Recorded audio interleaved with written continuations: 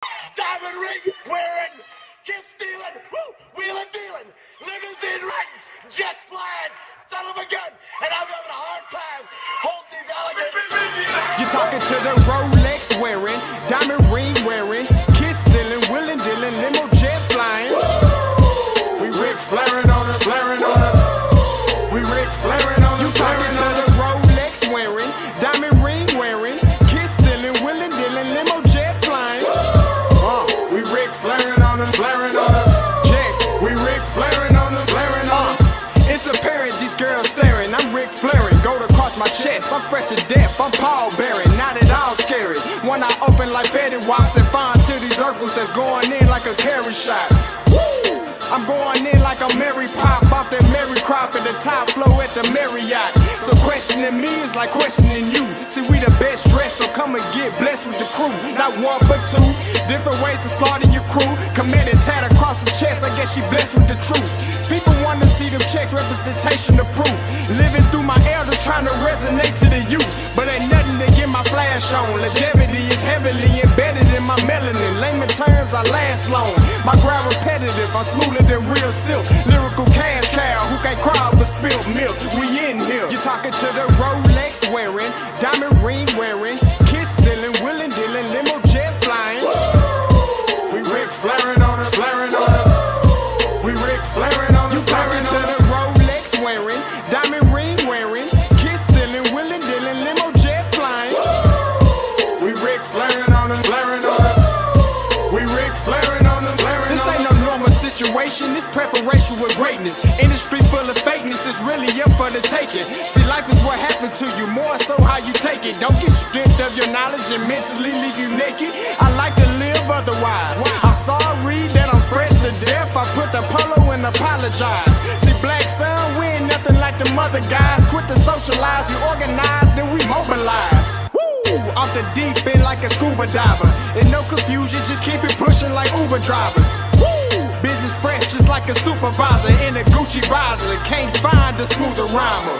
You're talking to the Rolex wearing, diamond ring wearing, kiss stealing, wheeling dealing, limo jet flying. We Rick Flairin' on it, flaring on it.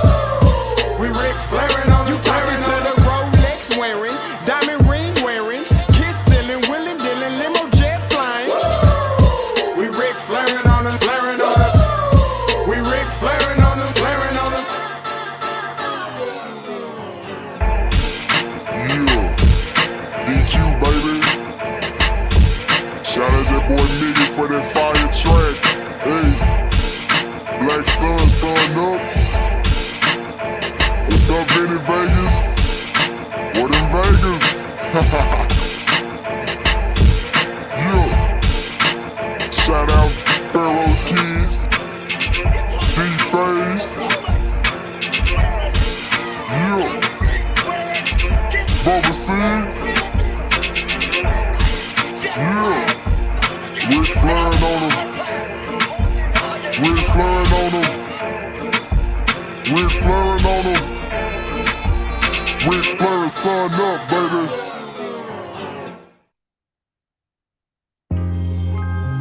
Hey, yo, Scotty, I'm back. Season 2, we here. Next level, bigger and better. Let's go. See me letting go. I'ma lose control.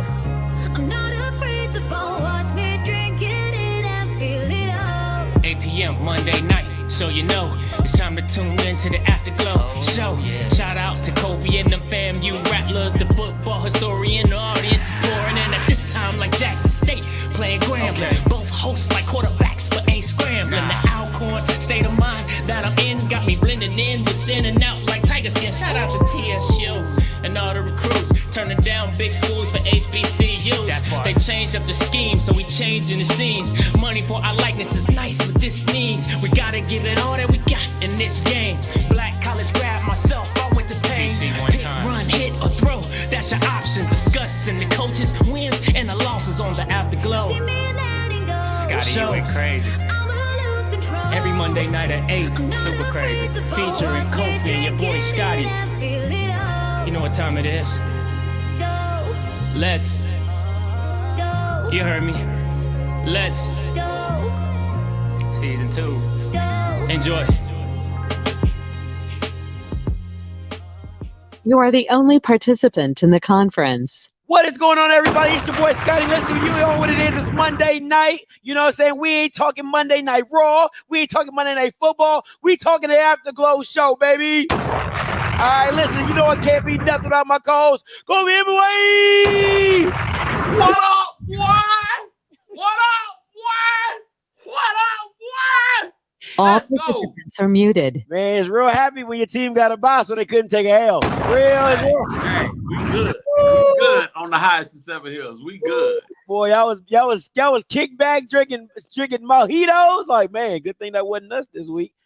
Ooh, good thing that wasn't us this week. What's good? How was your weekend? It was good, man. It was good. It was good. Got opportunity some tennis in Tallahassee and got a chance to see moms, and she was doing her thing, and see my daughter. So we had a good time. That's good. That's good. You know what I'm saying? You know, I had a pretty good weekend myself.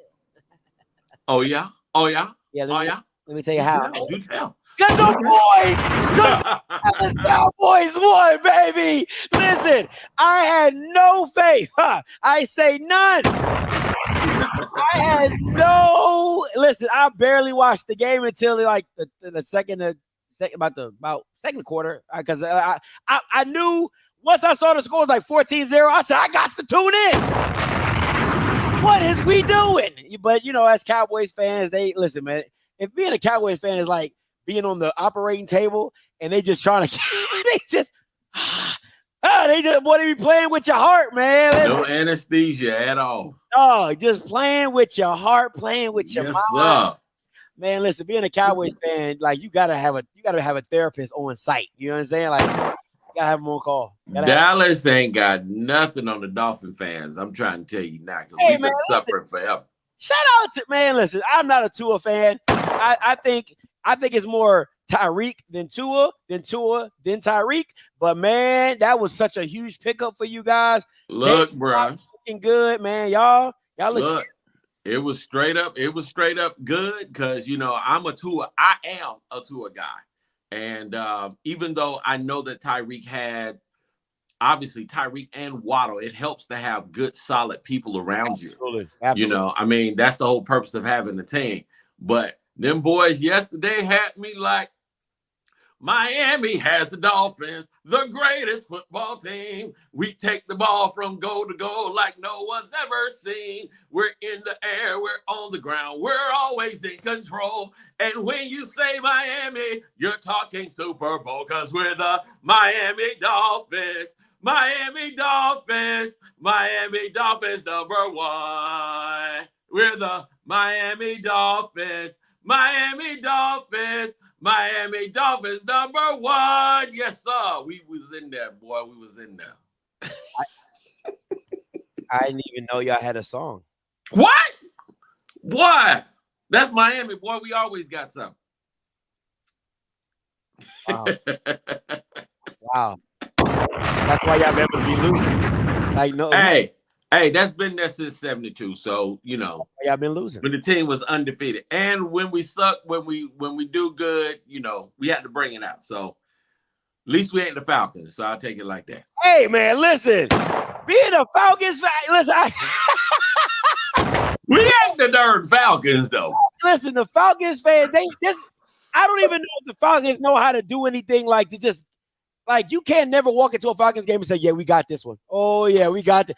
Nothing ever works. Like, it's like you either are getting your butt whooped and you're like, oh, we're going to lose. And then they bring you all the way back to the edge.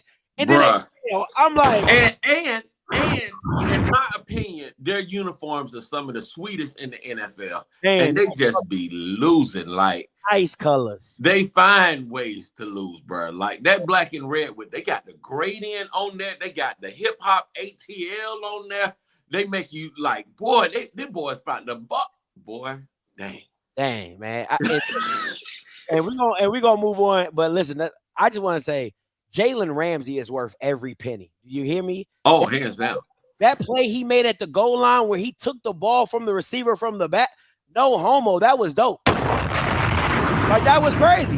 I ain't never seen, like, if I was that receiver or tight end, that is probably the worst thing I've ever seen in my life. A DB is behind you and they pick you. Oh no, that's just disrespectful. It's just pure disrespect. But hey, we gonna get into some stuff real quick. Now listen, man. You already know what it is. Tailgate tour, October 8th. I'm in South Carolina State. Let's go. I'm there. I'm in the building. All right. And then I want you guys to make sure you're there. FAMU, South Carolina State, tailgate tour. We outside out here. Okay. Also, for everybody asking me, tonight I will be dropping it tonight, Monday to Wednesday. If you don't buy the shirt between now and Wednesday, you're not getting it. Okay. I'm dropping it tonight. All right. Immediately after the AfterGlow show. If you want the link is in the description below. It says the Offscript merch. Okay, I'm dropping this in the link tonight. So if you don't get it, like the Washington Post, you just don't get it. Dropping it tonight on Monday. It's from Monday to Wednesday. That's it. If you don't get it, too bad. Don't ask me about no other shirt no more. That's it. Hey, the Kobe Durant had a game, bruh. Durant had a game last night. That was last night. Yeah, he had a game. He had a sack. He had a sack, an interception. That boy balling, man. Yeah, Coach Buddy Pugh was like, I don't know how you let Marcus Mariota tackle you, but we ain't gonna talk about that. But that was pretty funny. Shout out to Coach Buddy Pugh. All right, listen, man. It wouldn't be an HBCU week if Deion Sanders didn't have some comments. It wouldn't be right. It just wouldn't be right. Okay, so I'm going to go with the halftime comments first, right? And I want to, because when you go to therapy, I've been to counseling. I've been divorced twice, so I've been to counseling. You know what I'm saying? And they say, and the person says, I love you. I just don't feel like you love me. And they'll ask you, say, what did you hear? You know what I'm saying? They'll when they ask the other person, they will say, what did you hear? You know what I'm saying? Right. My question to everybody in the chat today, when Deion said playing down to an HBCU, what did you hear when he said it? And I hope I put that right because, I'm not a grammar major, but what did you hear when he said that? Coming to you, Kof. What did you hear? What did you hear when he said that? Well, I'm of the mind frame that when the Bible says that out of the abundance of the heart, the mouth speaks. And I believe that Deion was looking down on HBCU football. I think he was basically saying that HBCU football is trash. And I think that that's what I heard, that it's trash. Mm-hmm. That's what I heard. That's what I heard from Deion. Good old Deion has said that, HBCU football is trash. When he got to Jackson State, the first thing he talked about was the rats and everything, and people was coming to steal his stuff and all of that other stuff. And a lot of that stuff really hadn't changed and gotten out of his system yet. But basically, he came to upgrade HBCU football. And quite frankly, I think a lot of it is trash. If you ask me, we've got to do better. But that's what he was saying. Very simple for me. It's trash. And I agreed with them. I ain't gonna lie to you. When I heard it live, I said, he ain't lying. Where the lie at? Tell me where the lie at. He ain't lying. So, listen, and people know, I'll be the first one to tell you I think something's effed up if Deion said it. I'm like, hey, that's effed up. A lot of people are scared to tell you that. I'm not. I don't care. You can tune in, whatever. But in this instance, I got to agree with Deion 100%, 1,000%, 10,000%. The HBCU product is bad. The football is bad. And if listen, it's okay for HBCU football to not be the standard for your team. Like, thank you, God. Thank you so much, God. So, I'm gonna hit thank you, Lord. Listen, it's like every black parent raised their kids differently, right? If I grew up in the hood, but I don't want my kids to be like that, I'm gonna teach my kids something different. They're going to have manners. They're not going to speak crazy. They're not going to be disrespectful. It's the standard I have for my kids. So you cannot get mad at Deion that he has a standard for his team, his kids to do better than HBCU. Look, I'm not. It is, and let me say this: it is what it is at this point. We haven't done a good job of stewarding our own product. When you talk about what it takes to be successful as a program, we have not done a good job. We haven't done what we're supposed to do to provide the infrastructure, even though our history is glorious, even though our fan bases are incredible, even though our bands are off the chain. We haven't done a good job. We've allowed ourselves to be totally complacent, and we've been totally asleep at the wheel. Now, obviously, and HBCU did beat them in the Celebration Bowl, so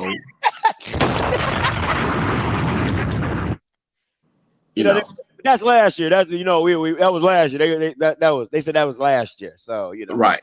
But on the real, if we look at it for what it is, HBCU football, outside of just the Celebration Bowl, we have not done a good job. There hasn't been a FCS or 1AA national champion from an HBCU since 1978. That really says a whole lot about the quality of football that we play.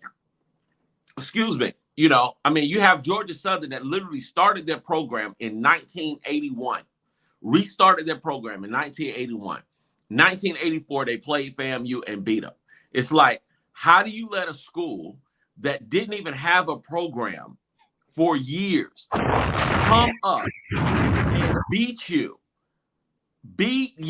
Like, come on, man. We got to do better. How do you let a Central Florida who didn't have a program for years come on the scene? Now, I know they've got like 60,000 students, so they've got resources out the yin-yang, but still, how do you let them come on the scene and literally beat you? The teams that you were on par with. Troy was in Division II in 1984. Now they're Division I. How do you allow these schools to transcend what you were supposed to be the standard? How do we remain in the same spot? And it's obvious that, we've just been complacent, doing the same thing over and over and over, expecting a different result. Kennesaw State started in 2015. How in the world do you let them surpass what HBCUs have been to the college football landscape? How do you let them provide more infrastructure than what we are able to provide? Their fan bases aren't bigger. We come to the game. They don't spend more money than we do, but their money goes into the spots that help them to have a quality program. So, it's kind of like that movie, I want the truth. Well, you can't handle the truth. We don't want to hear that our athletic programs are below standard, but the truth of the matter is they're below standard, and we need to shoulder a lot of the blame so that we don't stay in this spot. How does a school like Gonzaga, nobody even knew that Gonzaga even freaking existed. How did they come out of nowhere and now have a top 10 bona fide program? Yeah. How? And HBCUs have been there because they invested in it. They chose to invest in it. Now Gonzaga is a darn household name. It's ridiculous.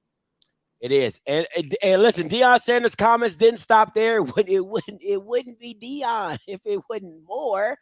And they say, and there's more. Okay, so in the pros game, he's asked about the situation in Jackson, and this is how he responds to the people showing up. Tribulations that the city of Jackson has been going through. How about that turnout today with regards to Jackson State fans? The Jackson turnout was phenomenal.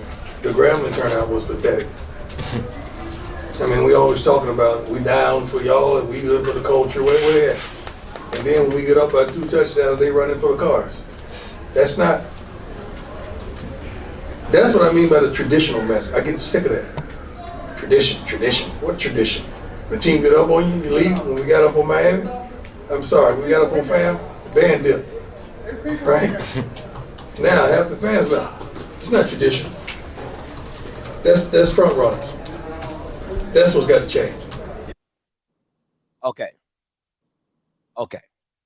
Let me take this real quick. And I want to be so serious when I say this. Like, when I heard this comment, I heard it Sunday morning, and I wanted to go off, right? I really wanted to go off. But God, no bull crap. God was really dealing with me because of the situation. No, I'm being so serious. God was really dealing with me because it was like, he's a Christian. I'm a claimed Christian. I think it's Ephesians 6:1 that we must restore each other, right? So, and I heard that in church. That's the only reason why I knew the scriptures. I know. So I, in my mind, I was going to come on here and I was really, really going to go hard. But to me, I'm gonna take it in a different aspect, and I'm gonna turn it around and I'm gonna say, I wish that Deion would ask more questions than insinuate. You know what I'm saying? Well, hold on. Let me finish. This is what I'm saying. I wish he would say, I don't know why. I don't know why Grambling didn't show up the way they did. We did. I would like to get answers for that. I would want to know why, the band left, because you're not insinuating anything. You're just asking a question. You know what I'm saying? So if he turns it around, he can still make his points, but not be so critical of stuff that you don't understand, or you because you have people on one side saying he's a football coach, and then other people saying that he's a leader, but you didn't have all the facts to speak, but yet you're insinuating a lot of stuff that you had no idea what was going on.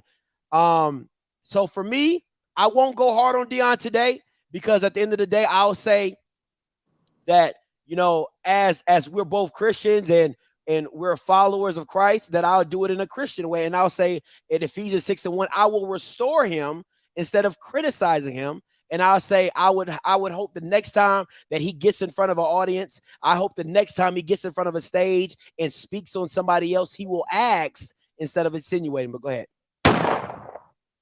I'm going to come. I heard you, and I love the Lord, and we're going to come from the book of Run DMC, entitled, You Talk Too Much. Verse number 4. You're always spreading rumors, whether bad or good. You're the damn Walter Cronkite of the neighborhood. The Barbara Walters and the Howard Cosell. You always come around with the story to tell. You talk too much. And then you never shut up. I said, you talk too much. Homeboy, you never shut up. Talking is the one thing that you can do best. You told the cavity creeps to watch out for Crest. You talk too much. You never shut up. Shut up. Shut up. Shut up. Deion, I love you, man. I really do. But you had no understanding, and you were way out of order to talk about fans filling up your stadium. Your stadium has filled up with Jackson State fans of 60,000 people. Where were they? You can't depend on another team to fill up your stadium. It wasn't a classic game. This was your home game. So being that it was your first, credit to you, I get it. The band works. Now, for them to be sitting out, and I marched in the band in Florida and in the heat, I can tell you that it is absolutely it can be absolutely unbearable sitting over here. The index, the heat index in Miami, where the band was sitting, was 122 degrees. Had he taken the time to consider the facts or get the facts, he would have figured out or found out that it was the stadium officials that did not allow the band to go up. They were like, look, please don't go back out there. But Bethune-Cookman was in there the day before. They left. It was so freaking hot. It's the band has on wool uniforms sitting out there in the heat, while the stadium is, of course, like a whole sauna with no breeze. for the sake of it. And these kids, you have people falling out in the stands. And listen, I'm a Miami Dolphin fan. So I always wondered why that side would always be skitter-scattered with people when they would play the 1 o'clock games. But in the evening games, it'd be packed over there. Yeah. But during the 1 o'clock games, the people go down under the stands and they watch the game unless it's something like really, really huge. He needs to come back out. He needs to apologize and retract that statement. Now, the same thing, what I will say is that HBCU fans, we've got to do better about attending and committing to our own product. That much I will say, okay? That's what we talk about being stewards. But in this instance, Deion is definitely way out of order. Let me say this. The only main issue that I really had was front running. Listen, nobody is the king of front running like Deion.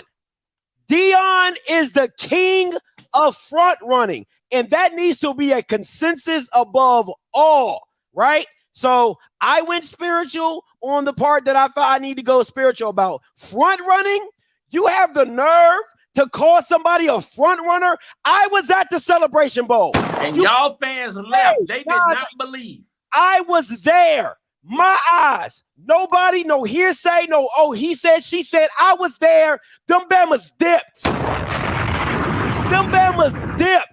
Okay? So you have some nerve to call somebody a front runner when your team, your school is the king of it. They the king of it. So miss me with the front running.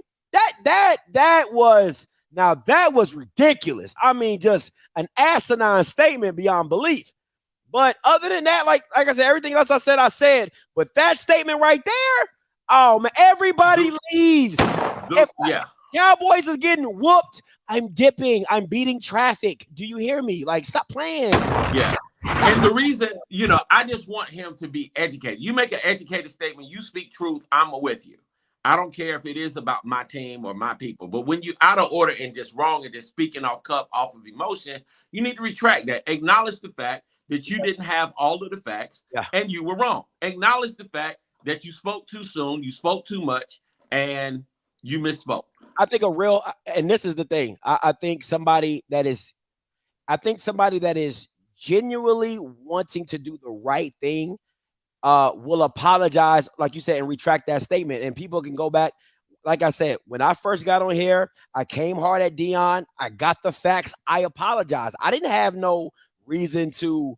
Deion didn't know me. I knew that was the right thing to do. My mom has always taught me right is right and wrong is wrong.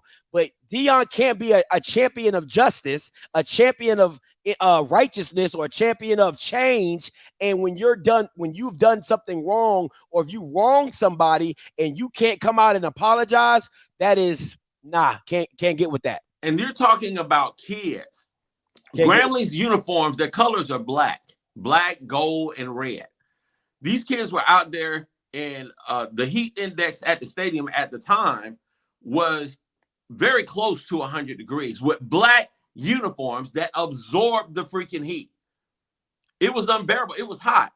Now, anybody can sit. Look, Aaron Sanders, nobody cares. FAMU's gotten beat before. We've lost 76 to some odd, and it happens. You got beat. We got beat. But nobody cares about it. Your school is still raggedy. Y'all aren't even in the top 10 when it comes to that stuff. So stop tripping. I'm just playing. Okay, don't take it personal. See, that type of stuff make people ask you if you got water to drink and stuff like that. You don't want to do that. Just stay focused. Stay on it. No, the L happened a long time ago. All right. But what I am saying for the record is, make informed statements when you're a big public figure, because people listen to that. You're too influential to yield irresponsible statements. I like it. All right, cool. Moving on. Let's talk about week 3 recap. Game of the week for you, Kof. Grambling, Jackson State. What were some of the things that you saw from the game? And just talk about a little bit of that. I thought that Grambling competed in that first half. Obviously you see that they're a very talented squad. You saw Hugh Jackson's acumen for developing. He has a talented team. They put up 14 points, tied up the game, made it a ball game. I didn't like the fact that they got away from what they were doing, it appears, in the first half by stopping running the ball. And I don't think that Deion necessarily was playing down. I think that you need to understand that you're dealing with college kids. And so every week you're playing a big game. You're playing a big emotional game. You're expecting to win by a whole lot. And they did, right? In the second half, J-State pulled away. They are the more talented team right now. They have the more complete coaching staff. And they did pull away. But Grambling laid down a nice little formula for playing Jackson State. And it'll be interesting to see what happens going forward for the rest of the year. Yeah, I definitely agree with the formula. I definitely think they put a book out on Jackson State on how to attack them and some of the weaknesses that you saw. I just don't think that and I like what Deion said in his post conference. He said his spring is what Grambling is going through right now, that he feels with Hugh and everything, trying to find out. So I respect that comment, and I thought that was a pretty dope statement. But yeah, I think I think Jackson State did what they did with the talent that they had, and they were supposed to. A lot of people, including a lot of pundits on here, didn't have Grambling scoring over 3 points, didn't have Grambling scoring 7 points. So it is what it is. But I think that the more depth team, the more talented team pulled away at the end, and Grambling doesn't know how to play a full game. They did it against Northwestern State, and I think Jackson State showed this dominance in the third and fourth quarter of just having, we just that much better than you. You know what I'm saying? So, but if you go back and watch that game in the first half, and if you have a team that you feel that can compete 40 minutes, complete 60 minutes, however long the game is, 12, 24, 48, 60 minutes. You can definitely find some tips and tricks on how to attack Jackson State, and some things that they like to do that you can make an issue and do things like that. But great game. Man, I was definitely yelling. I was definitely hoarse. I was definitely going for Grambling as much as I could. I was trying to GS them to victory, but it wasn't in the cards this year, but they coming. And it was good to see them get out there and compete. And again, I would have liked to have seen them maintain that physicality and continue to try to run the ball and put themselves in third and short situations more often than they were. All right, listen. Next up, Texas Southern and Southern.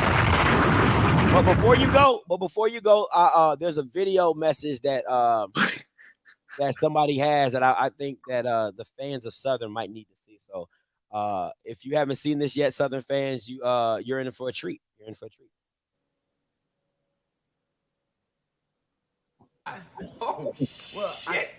Listen. And I think for the situation being what it is, and if the right team is put around him, he's going to be very successful. A lot of people look at what he did at Prairie View like, I don't know. But Prairie View has some things around him and some stipulations that maybe hindered what he was trying to do. And that's the issue. He's not looking at Southern as a stepping stone. He wants to be at Southern. And I think him wanting to be at Southern and understanding what Southern is and appreciating what Southern is a big deal. In this day and age, I think it's a big deal. Views Southern as a sleeping giant. And I believe Coach Dooley is the kind of person who can wake up the sleeping giant. We cannot depend on a quarterback to get us out of bad plays. And that's what to me, that seems like this is the theory of this coaching staff. And I'm gonna be real with you. I love Dooley as a person, as a brother, but the fact is, every quarterback that he's had, every offense that he's had has been an offense where the quarterback got him out of bad plays. And that's the honest to goodness truth. Be the players who know how to play. If you don't want to play the players who aren't your guys, then let them get in the damn transfer portal. And I believe Coach Dooley is the kind of person who can wake up the sleeping giant. How the hell in the whole first half, Gerard Sims, you don't play him? And I believe Coach Dooley is the kind of person who can wake up the sleeping giant. How the hell in the first half you don't have Cam Peterson in the game? And I believe Coach Dooley is the kind of person who can wake up the sleeping giant. You don't play Glenn Brown the whole. You got them. You have cornerbacks in the game who are actually safeties. And I believe Coach Dooley is the kind of person who can wake up the sleeping giant. In the jungle, the mighty jungle, the jaguar sleeps tonight. Well, he waking up. He waking up that sleeping giant. Eh?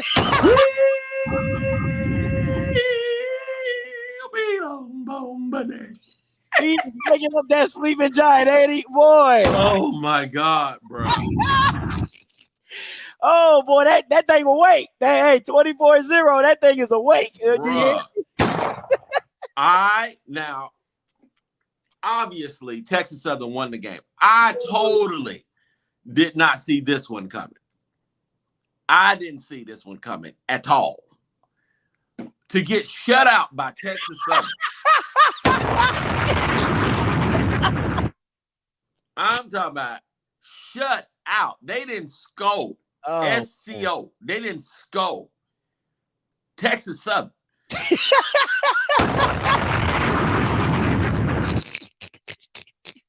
Baby, it's not looking good. I'm trying to tell you, like Prairie View is sitting back like, bruh, the S lost to us bad last year with the people that they talk about and all the sleeping giants and XYZ. Prairie View beat them on their homecoming down. Then they got Alcorn, they got J-State, they got Grambling. The way they look, they could lose the UAPB. And I'm telling you, if that happened, bruh, he gonna be like Ice Cube on Friday. But how in the world did you get fired on your day off? They gonna stop that train with the quickness because they had the opportunity to get Hugh Jackson. They had the opportunity to get Kevin Sumlin. They had the opportunity to get all these people, but they went on ahead. Bruh. Woo. Oh, man. Listen. You better write that shit very quickly because Jags they don't play about they losing now. They might lose. Last year was the year they knew that they were gonna lose, right? Mm-hmm. They knew last year it was gonna be a fight. They just wanted to be competitive and they knew they didn't have a permanent head coach, XYZ. This year, they totally went all in on Dooley. Dooley had all of that stuff. And, bruh, to get shut out by Texas Southern. Listen, man.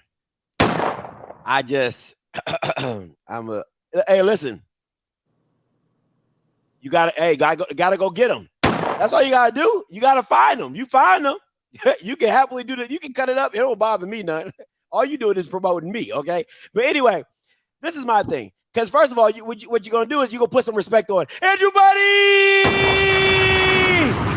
That's what you're gonna do. Let's not take away from my boy Andrew Buddy. Okay, that's what we're gonna do. That's why number one is out there. The real number one. Okay, the real number one. But at the end of the day, it goes back to this for me. You're an offensive-minded guy. How do you get blanked? That is the intent. That's the thing, bro. The whole argument. You are an offensive-minded coach, and you get blanked. Bruh, they got personnel out in the yin-yang. They got an offensive line. I can't respect. They got a whole offensive line, probably top 2 or 3 in the SWAC. Can't respect it. Can't respect it. They didn't want it, man. They didn't want it, and I didn't see no adjustments. They got shut out. But this is actually one of my biggest pet peeves. Let me see if I have this, right? And this is his comments earlier today. And I think this, and you know, see Coach there with us. Good morning, Coach. Good morning. How you guys? These are his comments for earlier today in the coaches. I you know me, I respect people who are blunt, right? I really do. That's why I have admiration for Deion. Sometimes I feel like he takes it too far, but this right here, I would, if I was Dooley's guy, if I was Dooley's boy, I'd be like, hey, bro, you gotta chill with this one because you got your ass blanked and then you gave the team no credit. I have a problem with this, but let's play it. Doing great, Coach. Appreciate your patience. Coach, if you could please start us out with an opening statement about your team's most recent outing versus Texas. Yeah, went into our first SWAC game. Needless to say, very, very disappointed. But a team that we faced a team that was very, very hungry and played some sound football and did their job. But I'm still disappointed in the outcome of what we should have done. Didn't play our best ball game. Had nothing to do with Texas Southern playing a good game. I just didn't feel we played our Jaguar football. But needless to say, didn't come out on top of that game. How does it has nothing to do with Texas Southern playing good football when they blanked you, offensive-minded guy, and they made your quarterback throw 3 picks? Make that sense. To his credit, he did say that they wanted it more than we did. He did say that at the beginning. There's a very hungry team. And, you know, I think Southern went in there thinking that that Texas Southern was just going to hand them the darn victory. And they ran into a team, you know, when you get blanked like that, the way that Southern got blanked, some of it's scheme, but it's evident that Texas Southern wanted it more. Absolutely. Shout out. Listen, once again, I'm going to give you full credit, Texas Southern. I'm going to give you full credit, Andrew Body, because I ain't even believe in you. So I apologize. And I'm going to go one more time for the people in the back. Andrew Body! I got one too. Andrew Body! Come on. I did not see this one coming. Now, there was always the possibility that Texas Southern could, obviously you show up, you could win the game. You know, but to shut Southern out like that, LSU didn't freaking do it. Come on. Oh, man. Come on. Say it again, Coach. LSU didn't shut out Southern University with 5- and 4-star people. They didn't do it. We'll just leave that right there. We'll just leave it. Now, listen, this was the real game of the week right here. This was the real game of the week right here. I don't give a damn what nobody talking about. I don't give a damn what you're talking about. This was the game of the week. Delta State versus Valley. Listen, where does Valley go from here? Because if this ain't rock bottom, I don't know what is. This game, if I'm being honest, I watched it from beginning to the end. It was not competitive at all. It was 17 points by Valley were like garbage time. It was not what you think it was. All right. So don't let the score fool you. Delta State was like 24-3 for like most of the game. All right. So let's not play this game. Where does Valley go from here? And I'm talking about, and this, first of all, shout out to Delta State because that O-line and D-line is humongous. Humongous. But go ahead.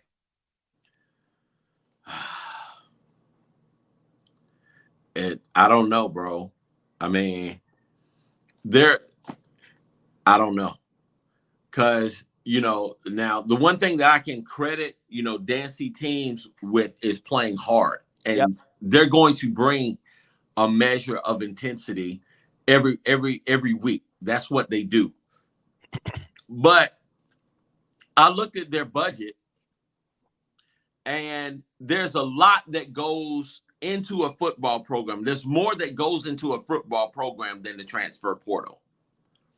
And if your nutrition program, your weight room, your infrastructure, your strength and conditioning coaches, your schemes, all of that stuff, If it's not up to par, you're going to lose. Valley simply needs more resources. And that's the bottom line. Valley Nation, Delta Devil Nation, whatever they call them, they're going to have to show up and find a way to support Mississippi Valley State outside of Jerry Rice. He can't do it by himself. Facts. If you want to see a winning program, people of the Delta, you're going to have to really invest in it. Dancy is a good coach. I saw that last year. I saw his team. His team is more talented this year than it was last year. Don't look like it. Go ahead. But right now, there's something amiss, and you're seeing that they're missing out on the little things. I think that, with more resources, with about 7 to 8 more mil, they might be able to get in the ball game and be able to have a quality program. If not, legitimately, they need to consider going to Division II. Absolutely. I think that should be the plan. I know it sounds bad. I know it looks bad, but listen, you got to do what's best for you. And just like Hampton did what's best for them, just like North Carolina A&T did what's best for them. Listen, don't try to keep up with the Joneses. Just go ahead and go down to D2. If it ain't there, it ain't there. Go ahead and go down to D2. Yep. And just do what you do, and then just dominate on that level. You know what I'm saying? Just dominate on that level. That just is what it is. All right, let's move on. We got to pick up some time. Week 3 matchups. Got to bring up Alcorn and McNeese. Listen, huge game. Yes. If you at home, clap it up for Alcorn, because unlike the rest of you Bamas, you couldn't beat McNeese. So clap it up. Clap it up. All right. Do it. Hey, I know G was acting a plumb fool on Saturday night. Austin P, Alabama A&M. I think, listen, man, people can talk whatever they want about Alabama A&M. The last few games, Troy and Austin P, they played damn good.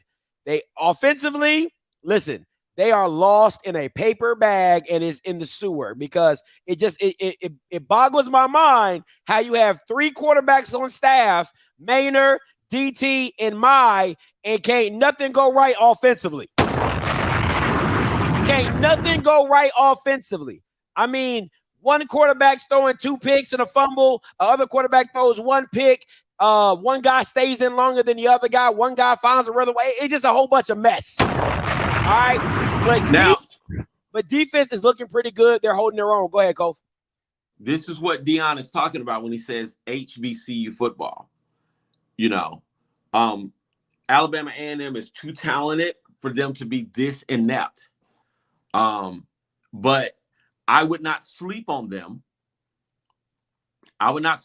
Because they're playing against quality competition that is exposing where they need work. And this will be a totally different team at the end of the year than they are right now. I think that, I applaud Coach Maynard for at least scheduling teams that are in his division that are on par, but you got to step up. It's not only just you having transfer portal players, is putting those players in the right position to make plays and doing stuff that's going to work from a schematic point of view, and that's not happening yet. But I wouldn't sleep on him. I wouldn't bury him just yet, especially after Saturday, because, quite frankly, I haven't seen it from my team. So there you go. All right. And listen, Cam is speaking on, he says Langford isn't accurate. Creasy looks like his soul is broken and he can't play football. I don't know what mentally is going on with QC, but it looks bad over there. You stupid.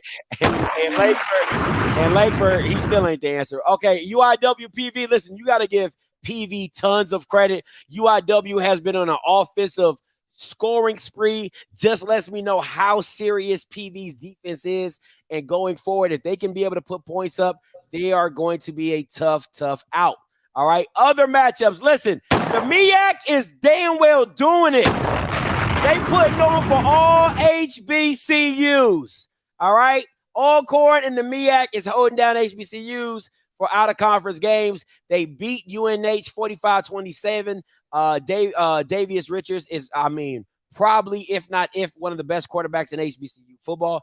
Morgan State beat Sacred Heart. Listen, what Damon Wilson. Let me stick on this real quick because I want to put people in the same predict. I want people to understand how bad Dooley's coaching is. Right?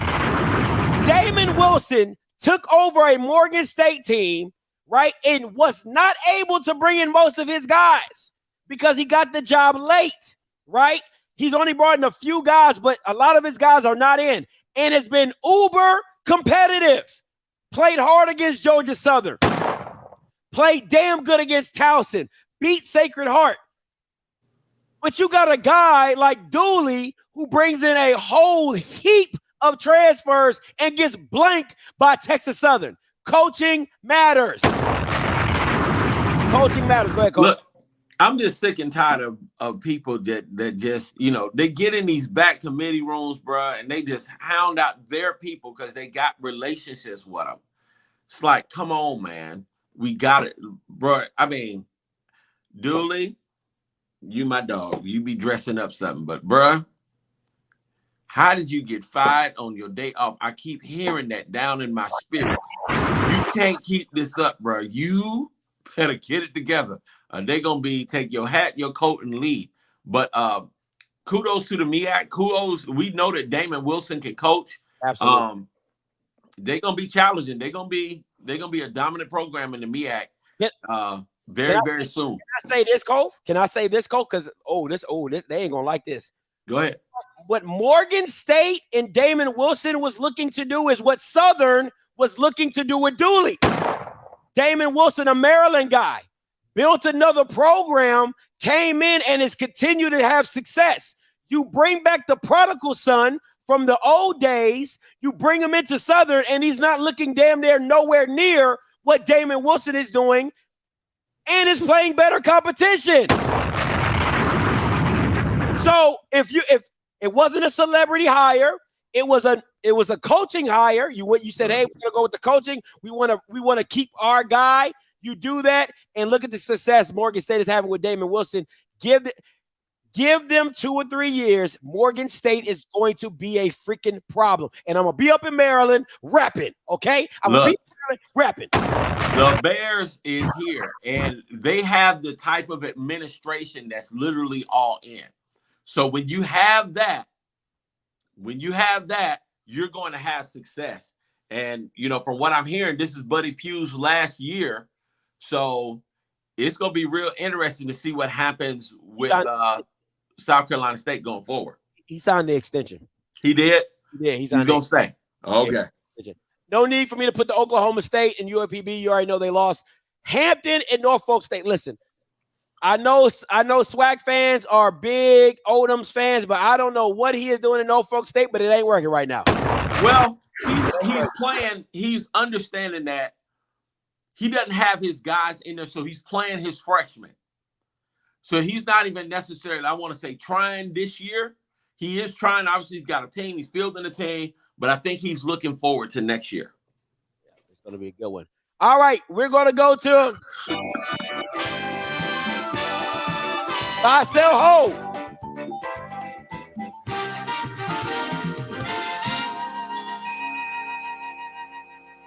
Buy, sell, hold. Grambling team this year. Do you buy them? You're not a believer, or you just going to hold on them? I'm going to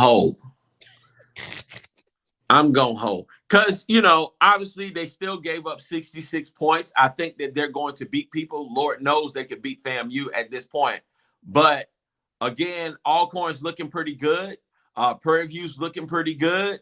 At this point, I'm not selling them, but I'm not buying them yet either until they play some more competition. I need to see a little bit more from them before I go ahead and invest. All right, next on. Hey! Woo. Buy, sell, hold. Alcorn State. I'm buying them Braves, buddy. I'm buying the Braves. Hey, put me all in on the Braves. All in.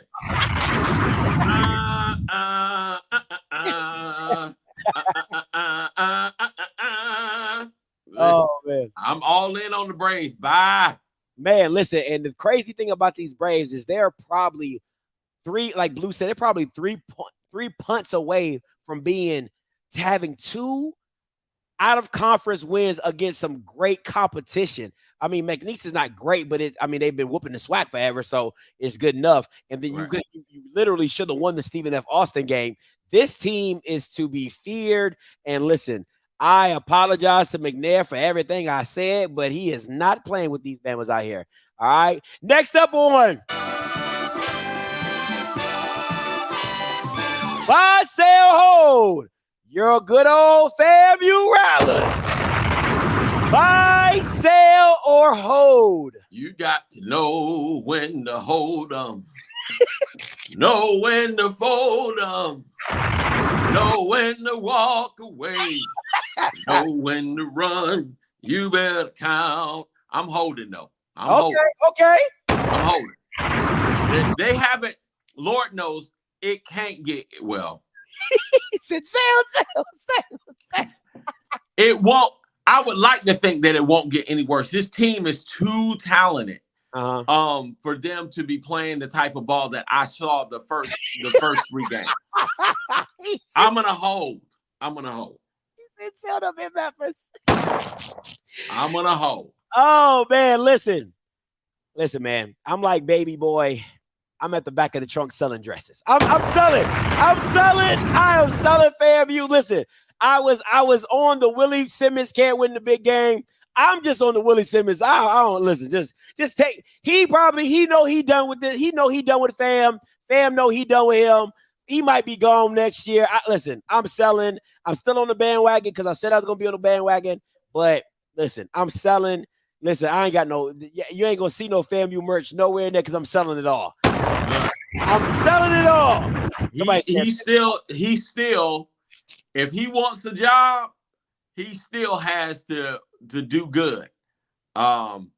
He can't bomb out because if he bombs out, nobody's gonna want him. So he's got to. Y'all gonna get off my team now. But these boys are too talented, and we'll find out a whole lot more come this Saturday, these next few weeks. This next one. I like this next one. On buy, sell, hold. The AfterGlow show edition. Oh, hey, I like that beat. Buy, sell, sell. Sell. Jaguar for sale. Jaguar for sale. Oh, man. Yeah, listen. I'm putting these Bambas up in the front yard. 25 cents. You can have clearance. Hey, how you want it? They are out. Okay? It's a whole garage sale. Everything must go. Everything for $1. It's straight up Dollar Tree around here. Oh, we got to hold. Cam said hold for now. Just run the damn ball the next 3 weeks and get right back at it. But right now, listen, I ain't even gonna lie to you, boy. It's everything must go out here in the Southern. If it's baby blue or yellow, gots to go. All right. In Dooley, we must sell. That's what it is. In Dooley, we must sell. All right, next coming up on the he said foreclosed. Y'all Bama's are stupid. Next on buy, sell, hold. My boys, Andrew Buddy. I'm gonna go first. I gotta hold. I gotta see it a little bit more. Okay. I don't listen. It has nothing to do with Andrew. It has everything to do with coaching. I don't trust McKinney. I don't give a damn what his name is. All right. I don't trust him. Okay. I do not trust him. So I'm a hold for now. What you got, Goff? I'm the same. I mean, Body is top 3 QB in the SWAC, if not the best. I just need to see that effort from the defense and the adjustments from the defense every single week. And we didn't see that the first couple of games at all. Yeah. I ain't see any sign that this was coming at all. But obviously they've shown that they're capable. So I'm going to hold. All right. Next up. Hey. Buy, sell, hold. PV. I'm buying. Oh, he's buying. He's in it. He's in I'm buying Prairie View, buddy. Okay. They're physical. They've got a defense. When you have that, give me Prairie View. They're the defending champs. They're gonna be a hard out. Got it, boss. Yeah, listen. I was selling these jokers out the garbage can. Okay, you know what I'm saying? That's how bad I wanted PV gone. But I'm gonna have to go ahead and buy them. I'm gonna have to go ahead and buy. I know. Listen, all 11 of the PV fans on Twitter. I know. Listen, I know. I'm gonna have to buy them. Okay, I'm gonna have to buy them for right now. For week 3, I'm buying. I'm gonna buy a little stock into. I'm gonna buy a little stock in the. Last but not least, on buy sell.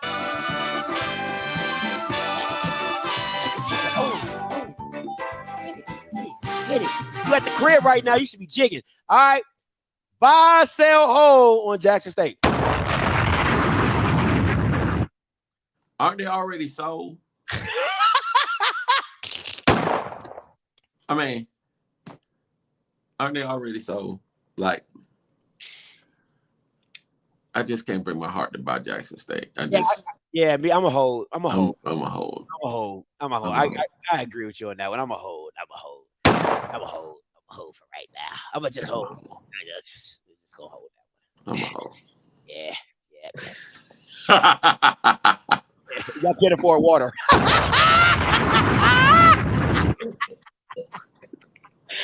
Oh man. Okay, I'm sorry. All right, listen. Let's get into the. Oh, my bad. One more team. I forgot I had one more team.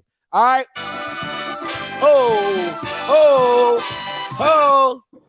Buy, sell, hold. Buy. I mean, no. Sell. Whoa. Sell. Whoa. Sell. Whoa. I almost misspoke. Whoa. I was so ready to get rid of them. Whoa.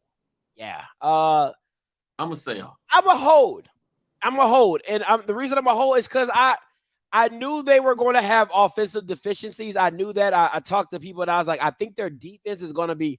I said I think their defense was going to take a step forward, but I kind of felt that their offense was going to take a step backwards because it's hard replacing Akil Glass. It's hard replacing that affinity, the standard, the excellence that Akil brought to that offense. Wow, my baby said sell, and she don't even be here like that.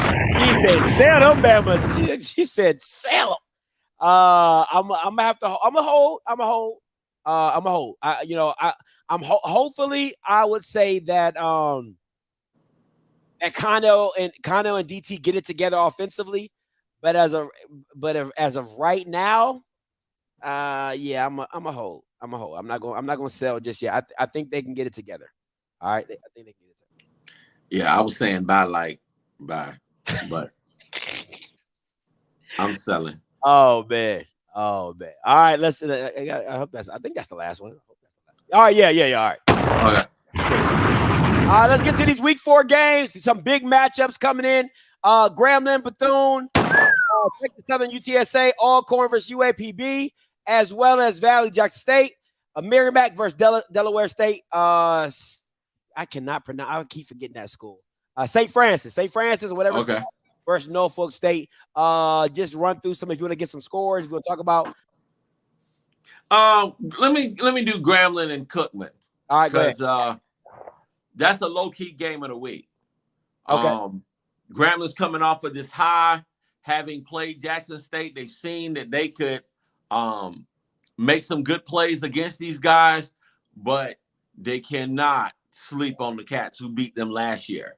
And they have an improved team. So being on the road, Coach Sims loves it when their backs are against the wall and nobody's going to believe that they can go into Grambling and get a victory. But they are athletic like nobody's business. And if Grambling comes out and they're lacking intensity, Cookman's going to win this game. For me, I also like the Grambling-Bethune matchup. I want to see how Bethune bounces back with the quarterback situation, Jalen, and all the 3 guys they've been playing, and hopefully they get that back on track. Grambling, I'm kind of in this bandwagon of it's a must-win game. You played really well at Jackson. Bethune is not on that level. You should be able to get plays off. You should start building some confidence in your team going into the season. So I think I hate to say a must win, but I definitely think this could be a building block to a stronger, going forward throughout the season. Another game that I'm looking forward to is Delaware State and Merrimack. I'm really looking forward to this game. I want to see what Delaware State looks like. Listen, Morgan State has set the standard when it comes to playing in the NEC of beating teams and things like that. I want to see what they look like for Merrimack and things like that. What any other games that on the docket? No, I mean Delaware State is there for the taking. They need to definitely win this one.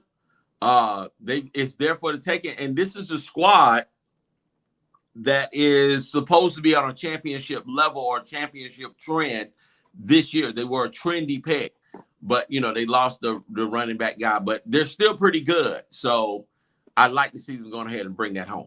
Absolutely. And somebody said Grambling should run the ball. Absolutely. South Carolina State went ham on Bethune-Cookman. I think Kendra Flowers went for like 150 and 2 touchdowns or something crazy like that.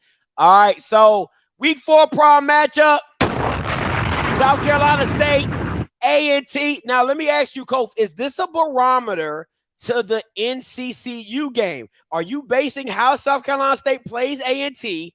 Could that show you if they're able to compete with NCCU? Oh, first of all, South Carolina State is going to compete against North Carolina Central regardless because they're the defending champs. Gotcha. But South Carolina State hadn't beaten A&T in a minute. They've come close. But I think this is the year that they actually get over the hump because they have a more seasoned team that's playing with a lot of confidence. They played against pretty tough competition to open up their season, and they are a battle-tested group. They love to battle. They play football, and they cannot wait to beat the brakes off Washington and the Aggies. I'm telling you now, they can't wait to beat the brakes off these boys. I was just about to go there, Cam. Corey Fields is the deciding factor for this game.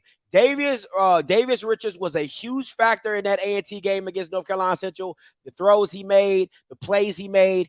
Listen, A&T might not be at its best, but if they know how to win this game, you got to if I'm A&T, we got to put the ball in Corey Fields' hand. We have to make him make plays. We have to make him make throws. You got to stop Kendra Flowers, and you can't make it easy for South Carolina State. Just run the ball down your throat and play good defense. For A&T, listen, that quarterback situation is like Russian roulette. You don't know where it's going to land. All right? You don't know if it's Fowler. You don't know if it's Fowler. You don't know if it's Yeager, whatever his name is. You don't know who's going to be playing the quarterback position. They got to figure that out. But they got to establish something with the run game. I think his name is Bolton or something like that. He's been doing pretty good. I'm excited to see this. It's funny. These teams are very similar, right? That you have, they're based off the run. Their quarterbacks are shaky. This is actually a very similar game, and we'll see what it looks like going forward. Yeah, I just think that Corey Fields is the more seasoned QB. He's got a ton of experience in big games. He typically plays well. It won't matter where this game is played. State is coming for blood. I'm telling you now, South Carolina State is coming for blood. The Bulldogs will be in the building. Roo. I'm expecting South Carolina State to win this game. What's the score? What you got for the score? I'm going to say South Carolina State by 10. I'm going to say 31-17. I'm going to go South Carolina State as well. I'm going to go 17-24. 17-24. I think it's going to be a low-scoring game, but 17-24. I think Kendra Flowers goes over 100 yards, and Corey Fields does what Corey Fields does, and he makes a throw. He only needs one. You know what I'm saying? That's really all they're really asking him. They just need him to make one. Kofi's game of the week. Kofi in the brag. You see me? You see what I did there in the background? Let's go. I don't think I have the FEMA trailer on there, but other than that, it's you. Talk to me, man. FAMU's they've had the whole week off to get this stuff together, so I'm looking for them to play a whole lot better than they have. We haven't seen them perform at a very high level this year, and so FAMU's going to win the game. Basically, if they can get out here and have more than 100 yards rushing. Musa doesn't throw an interception, especially a pick six. and the dark clock defense gets 2 turnovers. Now, Alabama A&M could go ahead and sneak in and win this game. If they score 30 or more points, they get 2 turnovers, and they dominate the line of scrimmage. Okay. Going back to the game of the week, talk to me. What's your score? What's your score? I'm going to say FAMU pulls away late. It'll be close. I'm going to say 31-21. 31-21. Kofi goes with FAMU. My game of the week for everybody who thought I forgot about the Rocket Mortgage Hornets. I did not. They are my game of the week, so relax. Everybody talking about Scotty doesn't care about us. Scotty doesn't care about us. How about you shut up? I want apologies from all you Bamas in the chat. I want apologies from all you Bamas in the chat. All right? My game of the week is PV and the Rocket Mortgage Hornets. Okay? And surprisingly, let's go Rocket Mortgage. I'm gonna go to my wins if. I'm gonna go to my wins if first before I make my pick, right? Alabama State wins if they stop the run, all right? The QB and the wide receiver make plays, and you keep Demetrius Davis comfortable and upright, all right? Those are my keys for Alabama State. And for PV, you win if, dang, I left the thing out. Anyway, you win if you run the ball, you make Demetrius Davis uncomfortable, and Connolly does not have to win the game by himself, okay? If you have to put the game on Connolly, it's going to be trouble. That's just my personal opinion, all right? So, my score, Prairie View wins 24-21-14. Prairie View wins 21-14. Yeah, 21-14. Listen, Prairie View's defense is a problem, okay? Prairie View's defense is an absolute problem. I don't know if Demetrius Davis and his improving is going to get him through this game and stuff like that. Matter of fact, I'm so sorry. I forgot. My baby forgot. She forgot to remind me. I'm actually doing jinx picks, okay? I'm doing jinx picks because clearly anybody I pick loses, right? So my jinx pick is Alabama State wins 24-17. Sorry, apologies. Same thing with North Carolina A&T. North Carolina A&T wins 30-17. Jinx pick. I'm sorry, I forgot. I'm doing jinx picks, okay? Doing jinx picks. So that's how I'm doing. That's how I'm finagling it, okay? So Rocket Mortgage Hornet wins. North Carolina A&T wins. There you go. All right, there you go. Call lines are open. Where we at? Where we at? 518-263-8124. 518-263-8124. Call lines are now open. All right, call lines are now open. So let me go back and make all my jinx picks right here. So let me go back and make my jinx picks. All right, UTSA wins. UAPB wins. Jackson State wins. Merrimack wins. And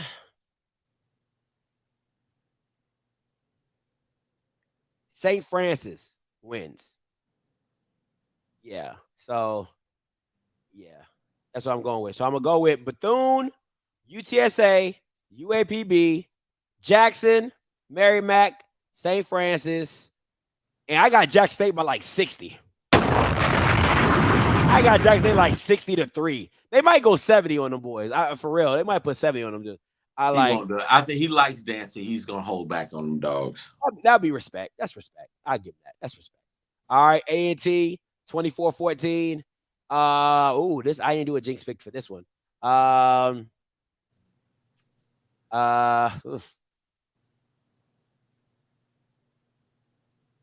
FAMU 24, FAMU 2017, and Rocket Mortgage Hornets 24-17.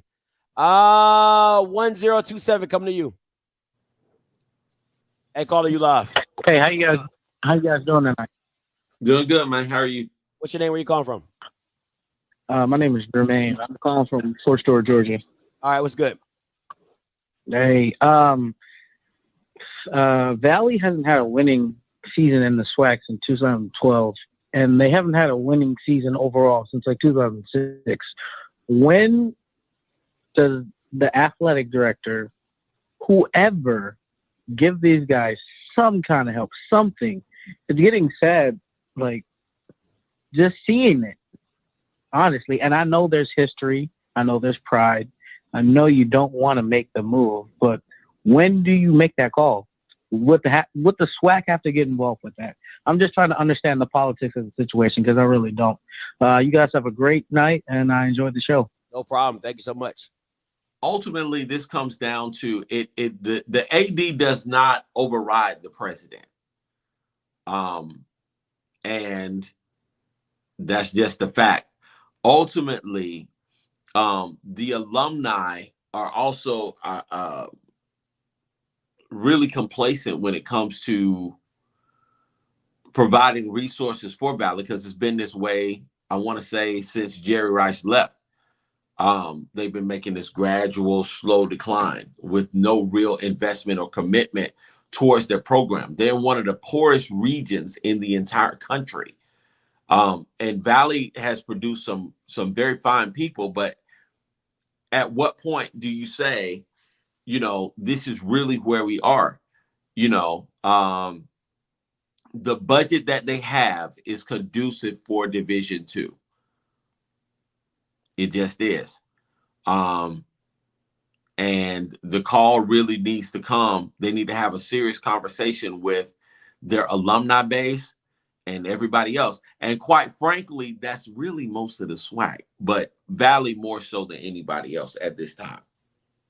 All right, get the likes up. Now, I'm not sure if the state has any ability or any say in terms of,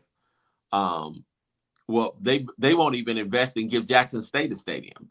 So you got Jackson State, who's in front of Valley. You got Alcorn, who's going to be in front of Valley. That's going to put Valley down on the totem pole. And that's unfortunate. This is what it is. It is what it is. Listen, at the end of the day, they need to figure something out. They need to figure something out. Listen, pride comes before destruction. You gotta do what's best for your program. It's not about it's not about you sticking around with your big brothers and like, my big brothers are playing up there, so I need to play up there. You need to do what's best for you and go to a situation that's better for you. All right, get the likes up for Key. Got to come down here and shut the whole operation down. Get the likes up. All right. Going to my boy Donald in Germany. Coming to you. What's good, man? Yo, what's happening with you, bro? I ain't talked to you in a while. What's going on, Kofi? It's been different. What's up, my man? What's going on? So I'm from Mississippi, obviously, as you guys know. But the Valley, that's a state problem. Just like Jackson State. That's a state problem. That state does not donate to none of them schools. They don't give no type of funding to none of them schools. They give it all to Ole Miss, Mississippi State. Like, for sure. I can tell you that Southern Miss even gets more than that. Let me say this. Southern Miss is trash. For Mississippi to be a black state, largely, and they keep putting these raggedy people in office, when is that going to change? When are they going to galvanize? I mean, Jackson is a totally black city just about, right? Yeah. So if that's the case, how do they have the biggest voting power in the entire state? How do they keep allowing these raggedy people who are not going to do right by their institutions? Why do they keep putting them in office? All right, so Scotty, I ain't trying to get you banned off your channel, but I'm about to say this. My bad. I apologize. It's them raggedy white folks in the country. That's who it is. That's off rip. That's them folks that's out there in the boondocks doing that. So it ain't got nothing to do with the black people going out to vote, it's them. I ain't gonna say it again, but it's them folks out there in the country going to do that, and they vote on the governors, they vote on the town councilors and all that stuff, the town chancellors and all that stuff. They do all of that, bro, and they shouldn't have Mississippi Valley going to Jackson State or going to Jackson State to try to get money to get a new field. Like come on, man, donate to them folks, bro. The state got that. The state got that, bro. And they just not giving it. And Mississippi State, Ole Miss, and Southern Miss, they're just sitting on money that's just donated to them. And they're not doing nothing with it. But that's just me, though. I'm from the SIP, so that's just me, though. It's been like that for 20, 30 years, bro. Ooh, that's tough, bro. Longer than that, bro. Man, that's crazy. Hey, man, appreciate the call, Donald, as always. Listen, man, I'll tell you this. If Georgia can flip, Mississippi can flip. And it takes strategy. It takes hard work. You know, it's funny. I thought about that. I was like, yo, if anybody, they should bring Stacey Abrams in and just have her do whatever she did in Georgia, in Atlanta, and literally just take it, just try to set it up like that. Whatever she did, because she took a loss. You can flip Georgia. You can flip Mississippi. Let's see. Let me go. 1531 coming to you. Hey, caller, you live. What's up, Scotty? What's up, Kofi? What's up? What's up? All right. So I just wanted to ask. After last year, it was pretty much like a consensus agreement that after Will Glass left the SWAC, what's your that name? Andrew Body would be. Sir. Yo, do you walk into somebody's house and don't speak? What is your name? Oh shit! This is Mario from Charlotte. Thank you. Go ahead. Like, come on, man. My name is Mario. Man, I can't hear you. All right, so I was saying, bro, with Will Glass being going out the SWAC, it's been pretty much the consensus agreement that Andrew Body would be the second best quarterback in the SWAC. I've been wanting to ask this since week one, even though I think it's a really, really small sample size. I personally think that D. Davis is probably a little bit better than Andrew Body. What would you need to see to make you agree with that statement? And that's all I wanted to ask. Oh, no problem, man. Appreciate the call. That's a good question. Wins. I think there's I think a lot of people don't. Okay. I really want people to be as objective as possible, right? You have a situation, and Shedeur is number one, right? We can all unanimously say Shedeur in the SWAC, Shedeur is the best quarterback. But I need you to understand what transpired to make him that. He's a great guy individually, but they went through 4 offensive coordinators to find out who fits Shedeur, right? They went through Pollock, they went through Phillips, they went through T.C. Taylor, and they landed on Brett Bartolone, right? I think, listen, and if Andrew Body had a coach that truly believed in him and wanted to find an offensive coordinator to get everything you can get out of Andrew Body, I think you would see 250, 300 yards. You would see that, right? You would see that to me. I think with Demetrius Davis, I think you have a very good blend of, hey, you're a young guy, so we don't want you just out there wilding out. So we're going to have this run game for you. But as you matriculate and get better, we'll probably put more and more on you. The Alabama A&M situation to me is this. You have coaches that don't want to fit their system to their players. Understand, right? That's why you have it when you're looking at the NFL and you see a person like Lamar, people get some offensive coordinators get weary of him. Why? Because they would have to change who they are to fit to Lamar, right? So you have guys that don't want to do that. You have offensive coordinators that are like, hey, I run what I run and I do what I do. So I think there's a lot that has to play a part in what these quarterbacks are. I think talent-wise, I think the talent, if you're talking about talent, I think it could be, you can put a lot of quarterbacks in a lot of different categories. But when you're talking about fits, Nobody fits their system better than Shador, and I think a lot of you guys miss that when it comes to quarterbacks and offensive coordinators. That partnership is huge, absolutely huge. All right, so going to 4718, coming to you. Hey, calling you live. Hey, Scott, this one. I'm from Mississippi. How you doing? What's good? All right, so back to the previous calls, they were talking about Valley and issues with the state. The real issue is it's not so much the state; it's really just the alumni. They don't donate back to these schools. Like you have to have somebody giving back. You can't expect all of the money to come from the state. So it comes from the people that went to these institutions. They have to put money back into their program. That's what they do all the time at Mississippi State and Ole Miss. You have to believe those people donate because they want to see their students do good. I mean, Valley is also really, I've told people this before, Valley is one of the worst damn regions it is in America. You're like basically in the middle of nowhere. Up the road a few miles from Valley at the time, they don't even have a running water system. They have to pump water out of the ground in wells. So I brought this up. Valley needs to drop down to D2, but no, I was called a sellout. I said Valley's been masquerading as a D2 for a long time. There's 2 D3 schools in Mississippi that have a bigger athletic budget than Valley. That is a problem. I think the majority of the SWAC is D2. To be honest with you, it has to come from people have to know how to do business with athletics. These schools are only solely academic. They're not doing business. They're not treating athletics as a business standpoint. It's basically recreational.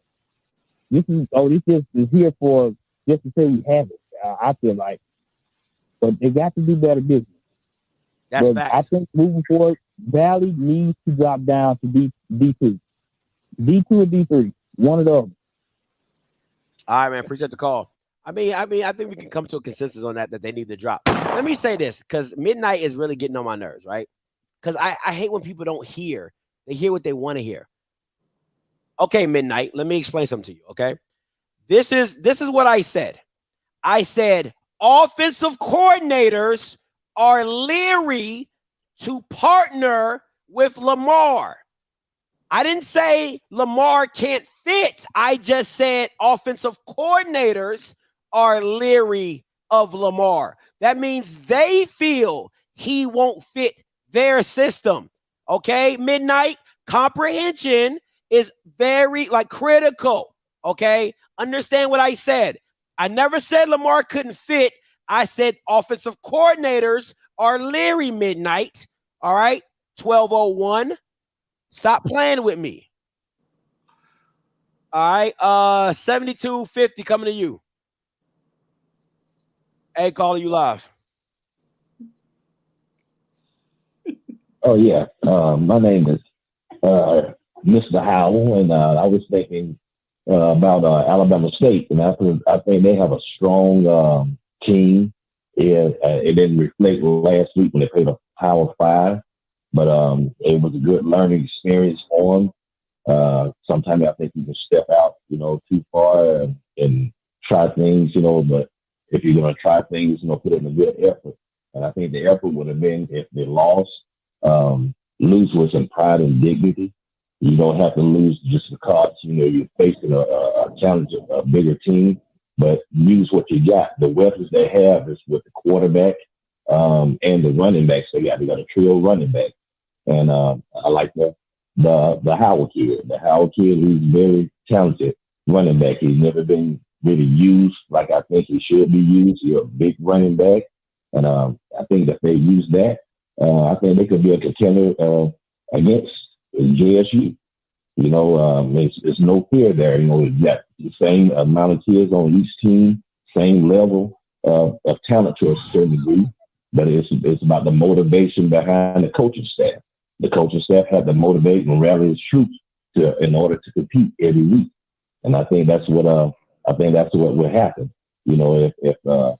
If we get a chance, to do that. Hey, man, thank you so much, Mr. Howell. Appreciate the phone call. Did anybody hear what he said? He's being silly. He sounded like Blue from the Temptation. Oh, no. I thought it was Don Cornelius. Boy, I didn't know who that was. Is it that bad? Let's go. Oh. Said keep smiling. Listen, Midnight. Nobody's saying you're ugly. Okay. Nobody said your black isn't beautiful. Nobody said they do work, bro. Like, let's stop. Okay, let's stop. Nobody said that you were, but that boy said not the new moon. Woo wee. That was funny. Mr. Nash, coming to you. Hey, Scott, how you doing, man? What's up, Mr. Nash? Hey, Scotty. If Jackson State do not win the SWAC and they go 10-1, do you think they'll get a playoff bid? Hell yeah, absolutely. Who would leave them? They're ranked like Blue got them ranked number 9. I think they number 10. Hell yeah, they go into the playoffs. Okay. And if you looked at Grambling, I looked at the first half of Grambling and Tennessee State. They had the right defensive scheme to beat Jackson State. They just didn't make the plays.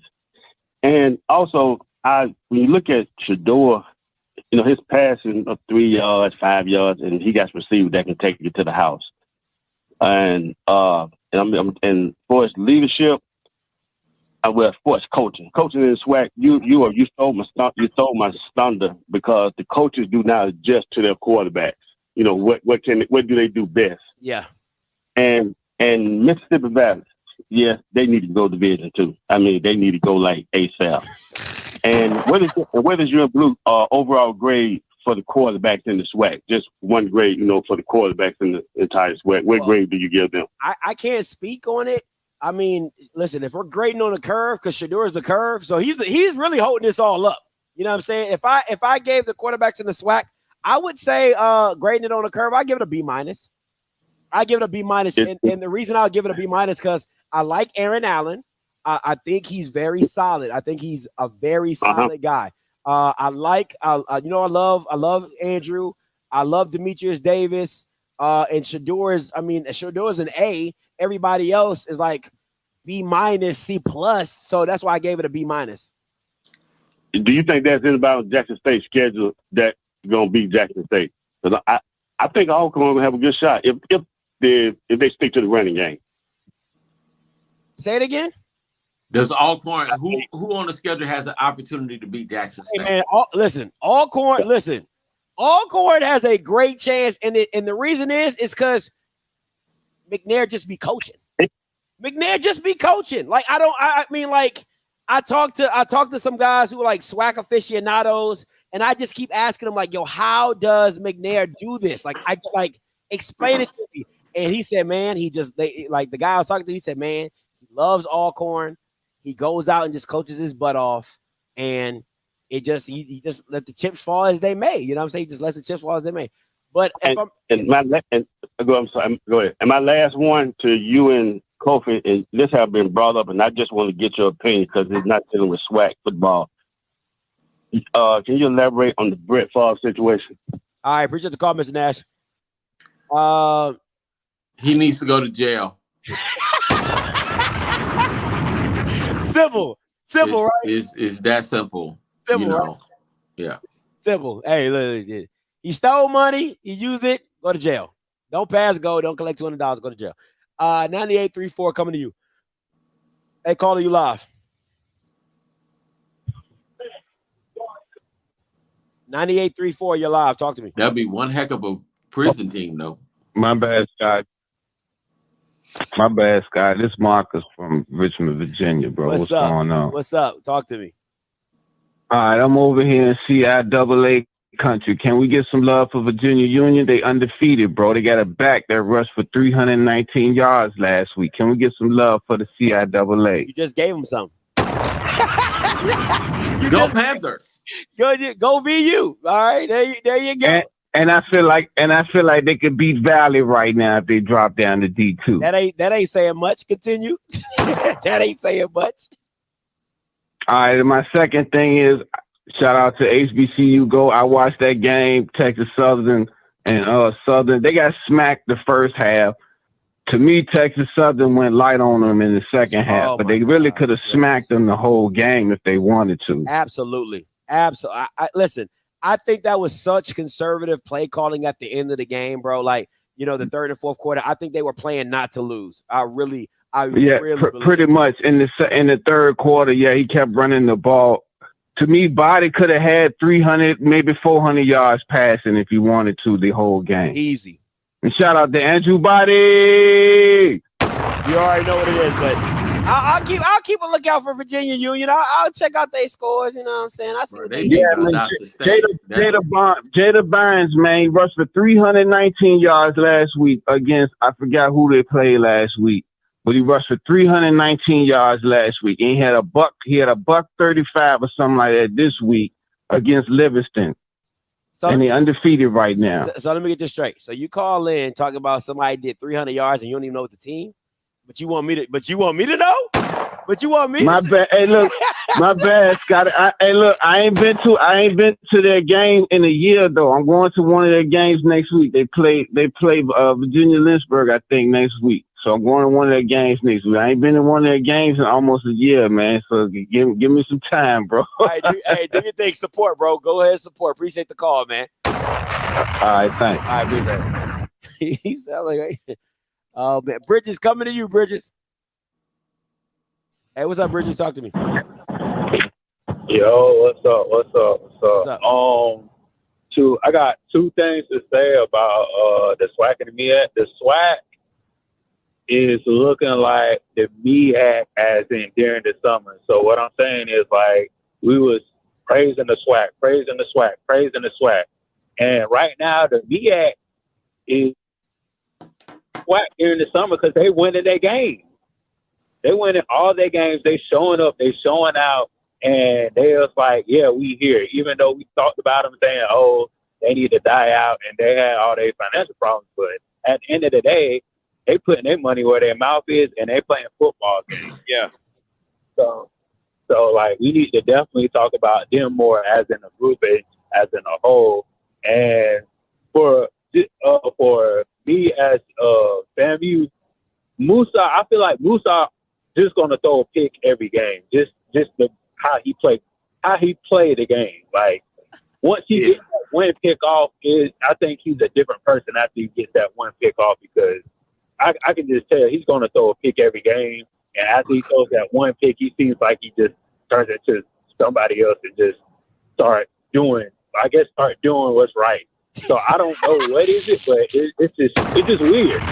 He keeps every game, and after that one pick, he doesn't throw any more picks, man. It's just weird. That's funny. If he keeps that ish up, McKay is going to be starting again. Because we're at a point in time in the season where the next 4 games, these interceptions are going to cost you. Yeah. I mean, Alabama A&M, there's no room for error. Even against a Valley team who's on the ropes, it's no room for error. South Carolina State is definitely looking to beat the brakes off FAMU. Absolutely. And there is no room for error. Grambling is looking to get thick 46 and thick 36 and all them other people back for what happened last year. There is no room for error, except for maybe UAPB. But other than that, there's no room for error. So he's got to play better or he's going to be on the bench. Absolutely. 5932 coming to you, then 7646, then Mr. Campbell coming to you. Hey, caller, you live. Hello? Yeah, you live. How you good brothers doing this evening? Can you hear me? Yes, sir, I can. Hello? Okay, how you good brothers doing this evening? What's good? What's your name? Willie, calling from Seattle. So I wanted to touch on the topic of Valley. You guys should move to Division II. And I think a lot of people are confused about that because, I mean, look at, for instance, like a Division II, like Grand Valley. I mean, they average 20, 30,000 people a game. They have a huge stadium. Sports are not as competitive as football. So that's why a lot of teams from the lower divisions don't move up, because it's a collective thing. You know what I'm saying? And then at Valley, I don't follow them much, but how competitive are there other sports like baseball, volleyball, basketball, women's basketball, and so forth? Because that may be a big reason why the football as a whole, the athletics haven't moved down in division because the other sports may be competitive. They're not. It could be a football issue, and that could be why the budget's not there, because money's going to the more competitive sports versus football. You know what I'm saying? And at the end of the day, I played football. I played a Division II level in JUCO. I mean, it comes down to having a pride about yourself. You know what I mean? As a player, you got to take pride and want to win games. You can't put it all on the money, because at the end of the day, you got to want to go out there and win, you know? So, I mean, you can't put it all on the boosters and the school and the funding. Players got to want to win. They got to want to play. You know what I'm saying? But anyway, that's all I have to say. And you guys have a good evening. I appreciate the call. All right. He made a statement. I'm going to say this. Valley's not good, and this is the nicest I can say this. Valley's not good in anything. Their band, let me just say this. Their band used to have 300 people. Oh, wow. Mississippi Valley's band was probably one of the two largest marching bands in the SWAC. They were huge. The band is under 100 members basically now, because they don't invest in it. You know, the school is literally about to, what they got, 1,600 students, maybe 2,000. I don't know. All of their sports, none of their sports are competitive. In fact, if they're really looking to save the school, they may want to even do like UAB did and just cancel sports altogether and invest in the school and make the school better. You know, that's where it is right now, because they're not doing anything. They're not making any progress. Their fans are not investing in the product. There's nothing there. You know, and it has something to do with the level of commitment that your administration has. Yeah, but their people are giving to their program, and they got a steady flow of income. Valley does not have that. Look at the budget that Wofford has. Look at the budget of these other schools, and look at Valley's. How can they compete? I'm going to tell you just my own personal testimony. I played tennis. And, you know, early on in my little tennis competitive career, I was playing people that were getting coaching. I was not getting a game. I was like, Dad, look, I need to be coached, because I'm playing kids that are training or getting a whole different level of training. They understand not only how to hit the ball, they understand where to hit the ball. They understand the different nuances of the game that I'm just not getting. I need to be coached. You know, then I played a kid that playing down there at Nick Bollettieri's academy, you know, where he's playing 6-7 hours a day, playing against the likes of Andre Agassi, Jim Courier, Michael Chang, all these guys. That boy, I didn't get a game. Again, you have to invest in your program, or you're going to get beat. You're setting your kids up for failure, no matter how much they want to win. They're going to get beat. Nobody likes to lose forever. But you have to make the commitment, and Valley has not made that commitment. Everybody's looking, and I hate to say this, please don't take it personal, but the negativity that is alive and well at Mississippi Valley has to shift. Not negativity, negativity. All it right. has to shift. They got to give. We take these callers because they piling up. 0572 Miss Body. I think this is Miss Body. What's up? What's up, Miss Body? Good evening. Good evening. Body. I'm calling in about the the Shadur, Davis, and Andrew. Like when we first came onto the HBCUs and we were on the SWAC pages on Facebook and everything, and I try to differentiate with the groups talking about how Andrew was a dual threat quarterback versus Shadur being a pro style quarterback, and we got so much pushback over that, and they would not accept it. They just thought a QB was a QB. Now, if you're a football person, you know there's a difference between the two. Now, D. Davis is a dual threat. And Andrew just started running his senior year, pretty much his high school year. Other than that, he was just in the pocket because we couldn't risk injuring him. Now, when we get to Texas Southern, we don't even know it's an HBCU. We just know it's a D1. And we're happy to be here. It's great. We love it. But the first thing that Deion did when he got to JSU was he worked on the line. He totally redid the line, which is great. And he continually revamps the line. And he's able to do that because he's the head coach. We're parents. Do you think if we had the ability to change the line, we wouldn't change the line? Heck yeah, we would. We can only do what the head coach, we can't do anything. It's all up to McKinney and the line coach, who they bring in. It's not up to us. Like they, how can I put this? And I'm not trying to say anything about Shadur. I don't know anything about Shadur. I just know that he's just another quarterback in our division. I think so. But like, how can we compare Andrew to Shadur when Shadur's training with Tom Brady? We don't have that money or funds to go train with Tom Brady. We're just here in Texas. And then, like, Deion has eyes and ears everywhere. He is recruiting across the country. Who is reaching out to Coach McKinney to talk about their 4 or 5 star player? That's fact. Nobody. You know, we find players that are just here and there.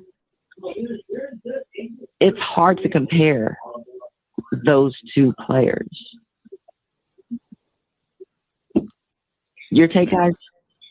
I mean, I think if I'm being honest, Miss Body, I think talent-wise, your son is better. Natural, God-given talent, I think your son is better. That's just my point. But I think circumstances put other players in better positions. You know what I'm saying? Like, you know, if you take, like, good example, right? Derek Carr and what's the kid they just got from Devontae Adams, right? Devontae Adams with Aaron Rodgers is completely different than Devontae Adams with Derek Carr because of the environment that he's in. You know what I'm saying? The surround, like the quarterback that he has, the coaching that he has. So I think a lot of that has to do with, you know, the surrounding circumstances. It's just nature of the beast. Some people are, you know, given great opportunities. Some people have to get it out the mud. It just is what it is. But I think the worst thing that Clarence McKinley can do, and I know you're not saying this, but I'm saying this on your behalf, is he has to get an offensive coordinator that understands Andrew Body. And I hate to say that because if people say, well, Scotty, you can't hire an offensive coordinator for one player. Well, goddamn, Deion Sanders just did it. Everybody does it with a QB that's valuable. You see what I'm saying? So let's not act like people don't do that. So I think Clarence McKinley has to fire David Marsh and find somebody that fits Andrew Body's system or fits what he likes to do. Mm-hmm. And then you guys could be a lot better and you revamp accordingly. You know what I'm saying? Like I can't jump on that, you know, worries me about the offensive line because every player can't go to Jackson State. So McKinley got to get out there. He's in Texas. It's full of talent. He got to turn over every rock. You know what I'm saying? Like Andrew Body fell in his lap.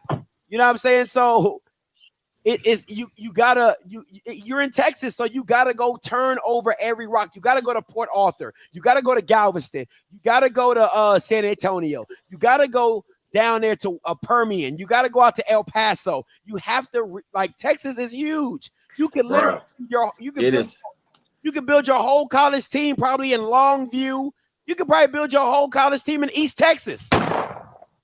It is so dumbfounding to me, just really with of all the teams that could be dominant in the SWAC, the Texas schools definitely could be top 3 every year.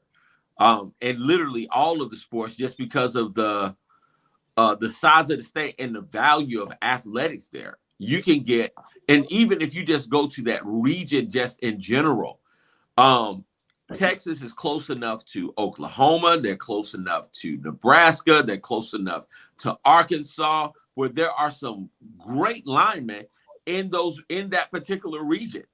So it just comes down to the vision, and going back to what we talked about with infrastructure, just the level of commitment that comes from the top. There is no excuse as to why Texas Southern or even Prairie View isn't more successful or more bought in to football. They could be dominant, seriously. I'll tell you this one thing. Mostly all Texas athletes want to leave. Like if they're in Houston, they don't want to stay in Houston. If they're in Dallas, they don't want to stay in Dallas. They want to go somewhere else. That's fair. And I don't know why that is with Texas kids. No, like that's where a lot of if you kids, look from the, because when I was in Maryland, the only school I wanted to go to was University of Maryland. But other than that, I wanted to get out of Maryland. Like I wanted, because that's all you know. You've been there your whole life. You want to experience something different. You know what I'm saying? So that's why kids want to leave their environments. But go ahead. No, but like if you go from, Andrew was from Corpus, and that's like 2 hours from the Mexican border. So they don't recruit south of San Antonio. I can tell you why, but we'll talk about that after you get off of here, and it's just unbelievable, but it is what it is. Got you. But to answer that guy's question, Andrew does train with Shadur. They go to the same quarterback coach. I like him, but the reason why we go to him is because he has connection. We used oh, dang, I just had a brain fart. What was that A&M quarterback? Reggie McNeil. I love Reggie. But we have to diversify. We have to network. So we expanded and went with another QB coach that could possibly get him more looks. That's fair. That's fair. And that's your right. Go ahead. No, I just said that's your right. You know, I get it. You got to have the connections and things like that. We'll talk offline, Miss Body, because I know you want to say some stuff, and I can hear it in your voice. But we'll talk offline and we'll have the discussion. But at the end of the day, you know, I still got to hold your coach accountable for if you have a special talent, you do everything like you either hold your offensive coordinator accountable, which he does not. I don't care what he's talking about. You do not, because you don't play the second half the way you did. If you truly believe in your offensive coordinator and your quarterback, and then secondly, you know what I'm saying, if he doesn't get the job done, they need to fire him and get somebody in there that brings a buzz to Texas Southern. Because if you bring in a Kevin Sumlin, if you bring in a powerful Texas coach, if you bring in an Art Browse, you know what I'm saying? It's a different beast. It's a different beast. Yeah. You know what I'm saying? So it is what it is. But I have more to say, but we'll talk offline. I got you, Miss Body. But thank you for taking my call. Oh, come on, you know it's always love. Appreciate it. Double T, double O, and then I'm gonna go to you, Mr. Harris. Double T, double O, and then come to you, Mr. Harris. What's up, Double T? Whoa, what's going on? What's up, man? Hey, so Kofi, when you say these, let's not know, you know, I hope people listen to understand, not try to be right. So these schools like Warford or Davidson and stuff like that, it's not, everybody concentrate on old alumni giving back and stuff like that. It's a difference. So if these schools get $1,000 in 5 or 6 years, the same $1,000 they turn into $5,000. You know how they do that, Kofi? Go ahead. Hello? Yeah, go ahead. I'm asking, do you know how they do that? You know they change that 1,000 into 5,000, or change the 10 into 50,000 in 5 years. Well, I know they understand investing. Many of those programs do that, and you're talking about old money. So, but go ahead. Oh no, I'm not talking about old money. So if I let's say I gave a school, any school, HBCU, any school, $1,000 in 5 years, they supposed to, or 7 years, they supposed to take that 1,000 at least make $3,000 to $5,000, which a lot of HBCUs don't do, and a lot of these HBCU fans don't understand about funding is. These colleges, they have fund managers for their funds, and they take this money, they invest it. Of course, the fund manager get paid, but if I take $10,000 and turn it into 50, and I take $5,000, you still got $45,000. You still got more than what you had, and you still got paid. So a lot of these HBCUs, they see like Davidson, 1,500 students. They don't get alumni money like that, but they got a fund manager. They got Wolford. They got a fund manager. They got like 2,100 students. They got a fund manager, and they boost their money up. So they get $1,000, they flip it with a fund manager. Valley probably not doing that. I don't know. A lot of HBCUs weren't doing that. NCAA, North Carolina AT started doing it. I think Bowie started doing it. That I know of. I don't know personally, but I know a lot of HBCUs weren't doing that. Let me ask. Why they don't take care of grass field? There's high schools with better grass fields than this. It's a grass field. You cut it. Right. Fertilize. Let me ask you this though. Double T, relax. Hold on. He go ahead, Kobe. All right. So Valley's athletic budget is under $5 million. It's under $4 million. Wofford's budget is $21 million. But how 21. Using fund manager. Their stadiums are not nearly as big as ours. They don't have the fan base, but they're getting this money. I mean, Coastal Carolina just started their program not that long ago. They got a whole stadium, won a whole baseball national championship and everything. It's crazy. Yeah, and it's one famous. He retired now. He used to do a lot of pro bono. His name Peter Lynch. He's like the most successful ever fund manager. He did a lot of pro bono for like colleges, Catholic University, a lot of them. He talked about it. He tripled and quadrupled that money like 4 to 5 years, and he gets his cut. And some of them he did for free. So if we both get $50,000, I turn mine to $200. You did nothing with it. You just spent it on equipment and stuff. Now it's gone. Plus the $200,000 is gonna keep on giving. But Double so T, in another 2 years, it's turned to $1 million. But Double T, look what you just said. But you're not even listening to what you just said. You said he did that pro bono. He did that free for some universities. I'm not saying that they can't go out and find a fund manager, but who's to say they're going to find a fund manager like him? You know what I'm saying? Like, it's so many variables to what you're talking about. I'm not saying that you're not right. I'm not saying that they don't need to manage their money better. But when you have guys in that stature, in that status, that know the business, right? And then they go to these institutions and do it pro bono, do it for free and flip that money. I mean, what is an HBCU supposed to do? They're like, congratulations. We wish we had that. You know what I'm saying? Come on down here. Or should there be, or no. wait. You missed the first part though. Go ahead. You missed the first part. Go ahead. I said he did it because he just got so much. He got so big he could do it. Most of them don't. But if they flip it and they take a cut of what your proceeds are, and they got a track record. So if you give me $10,000 and I flip it into 30 or 40,000, I take 5 of that. You still got more than 10,000 back. Now you got 25 or 30, and I took my 5. So I only get paid a percentage if I make you money. And you just look at their track record. Like, this is not like they got a track record. It's like it's elementary. Just look at it. It's not that hard. I'm not saying it is. I'm not saying it is, but go ahead. The last point about Andrew Body's mother, and she upset and everything. When you go to, and you know this, Eric Kofi know this, you know this. When you go to a college and choose a college and a program, that's what you're choosing for. They're supposed to develop your talent more. You're supposed to have a development program. When Carson Wentz and the other boy that was North Dakota State, they wasn't that good. They had a program to develop them. And then even one that's closer to her, Incarnate Word, a first-year coach, they developed in their second quarterback. When Cameron Ward ran the wing T when he in high school, he was like the third highest FCS quarterback last year. So like you said, their coach not doing his job. That's what a college supposed to do. You go to the program, they're supposed to develop you. You getting extras to tutor you and everything, that's nice. But you know, a lot of these kids can't, and that's what you go to college for. They supposed to tutor you. They supposed to develop you to go to the next level. Right or wrong? I mean, I agree with you. I think listen, man, I don't think there's a lot of development going on in the SWAC. You have the Titus Howards, you have the Jatari Carters. So yes, it's not to the level we probably see in other FCS, but I think you still, You know, Akil was great. He didn't go to the league because of his own physical gifts. He wasn't mobile. He didn't have the strongest arm.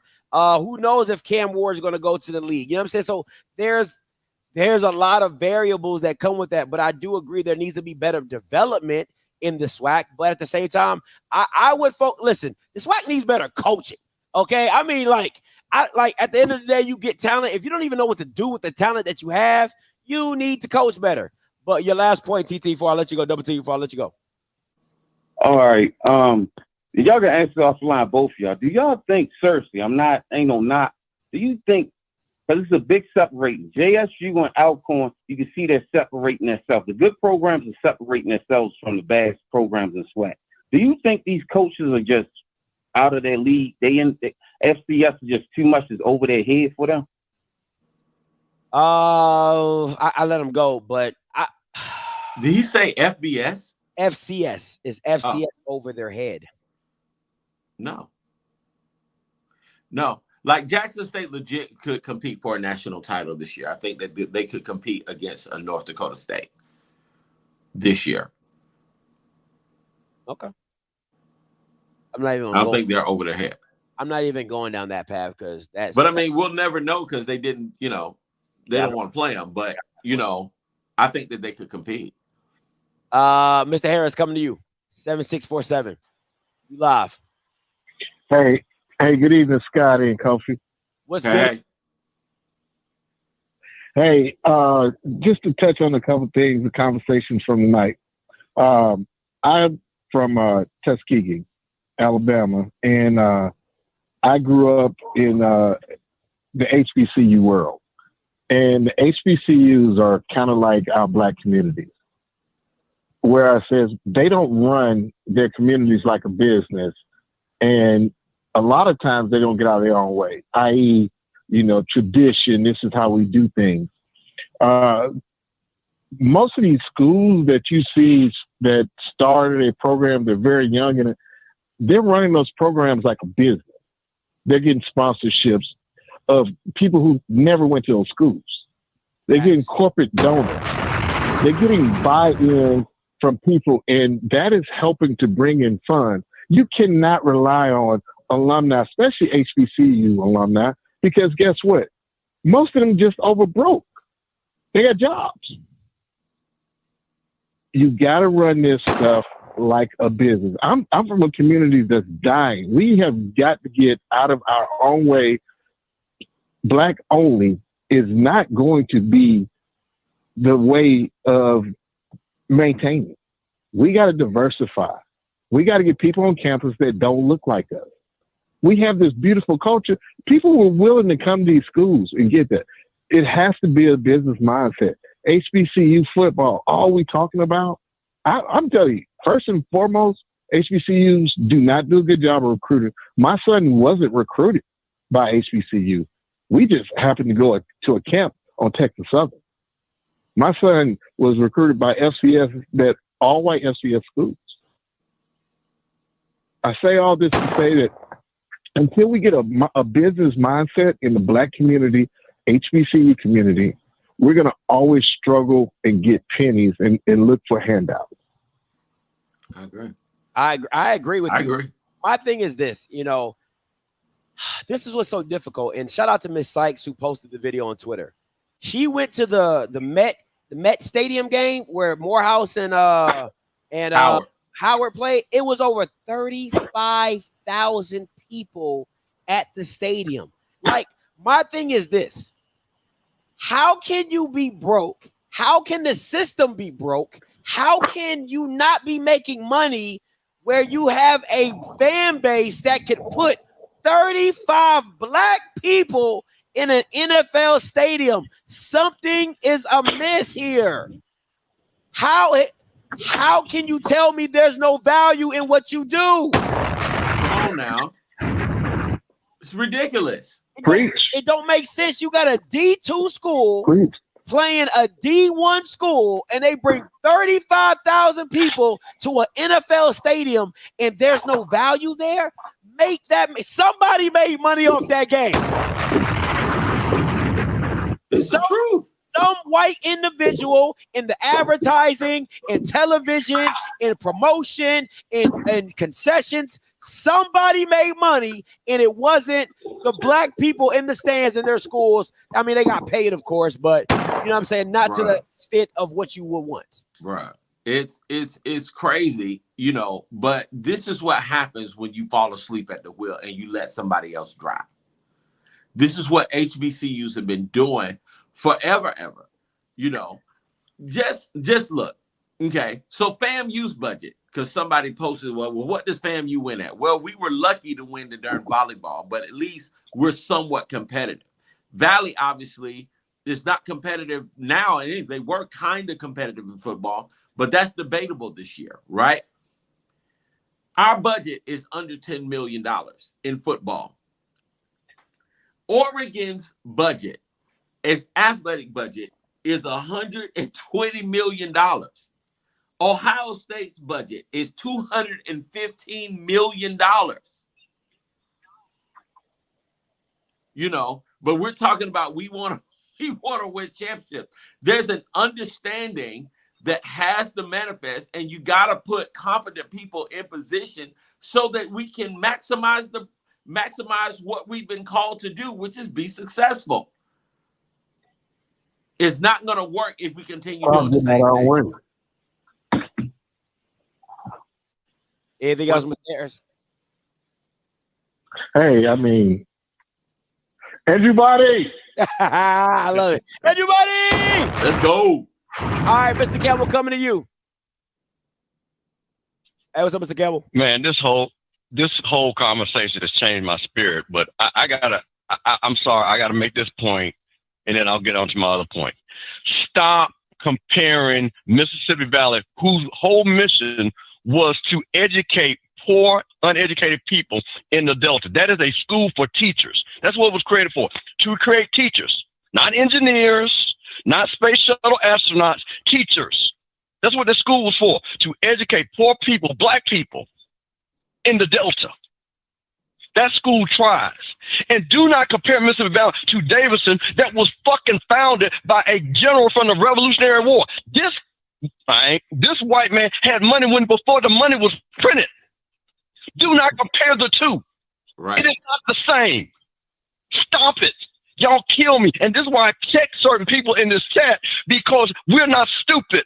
Black people are not stupid. Me and Kofi's classmate was over the endowment at FAMU. And nobody's getting no 200% and 300% return. That's why I know you don't know nothing about investing. You better go holler at T. Boone Pickens. If them boys are getting 15 and 20%, they're doing a great job. Nobody's getting no 200-300% return.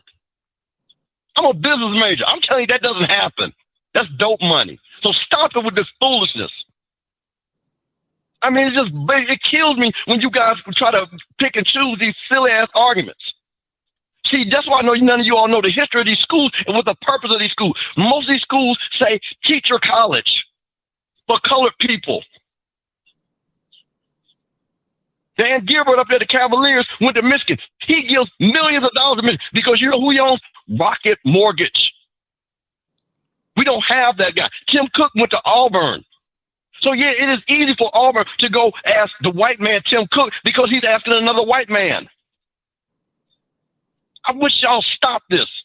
It is silly, and you embarrass yourself to try to act like you sound smart, because you don't sound smart. You sound silly. So I just got to put that out there, Scott. That just bothers me when we try to, you know, they got this guy and he getting 3,000. Bro, that's not how money works. It's not. Me and Kofi raising money for our class, and we know what that money's going to do. And ain't nobody getting no 300% return.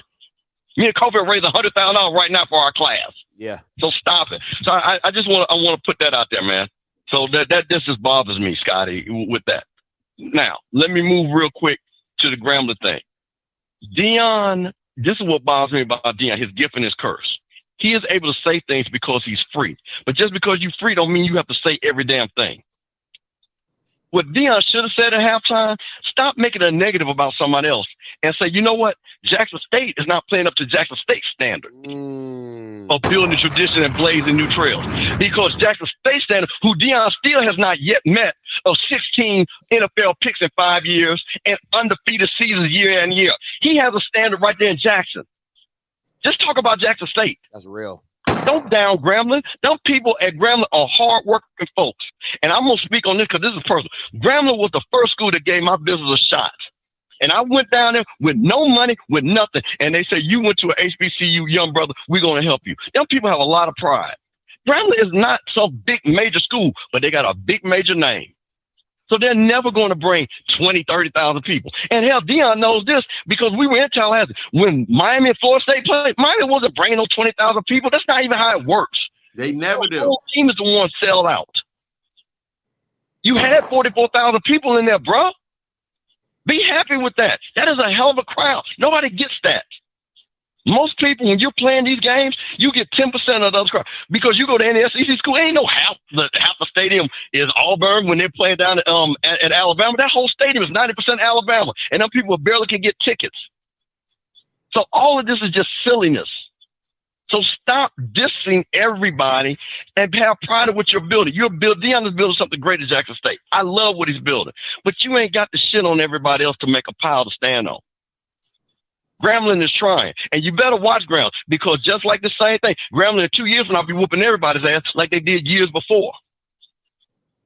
So we need to be cool with that. That just bothers me when we do that. And like I said, I know pride means well, but hey man, you're free. Sometimes you just gotta think before you speak because that was unnecessary. That was unnecessary. I understand. You can say we're playing at Jackson State standard. That's all he had to say. Jackson State has a standard. We need to play up to it. We got Hall of Famers. We need to play up to a Hall of Fame standard. We went undefeated for 5 straight years. We need to be like a team like that. We had 16 NFL picks in 5 years. We need to be that team. I love that. That's all he had to say. That's all he had to say. Because all of those are facts what I just named. Yeah, that's real. All of those are facts. So you got the motto in there. Building on traditions, blazing new trails. Stick on that motto. So that's all I had to say on that. Now, to a lighter note, Scotty, you know that I went to Jackson to go to the game. Yeah. And everything. But as everybody knows, the bishop has many jobs. I'm known as a hair weave dealer, the bishop. I teach an ITT tech. But Scotty, you also know, and I told you just a couple of weeks ago, I had to get another job. I am now Detective Campbell. Because what happens is they need law enforcement in certain things. So, Scotty, I just want you to understand what's about to happen. I got a phone call. Because in the criminal justice system, the people are represented by 2 separate yet equally important groups.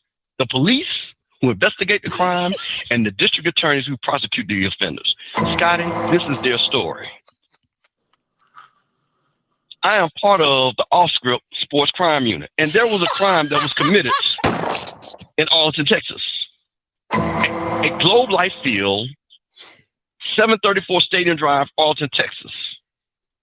Approximately at 5 p.m., there was a missing persons report filed, Scotty. I had to get on a plane and go to Dallas immediately. There's a missing person. You know who the missing person was? It was the whole damn Southern offense and their offensive guru.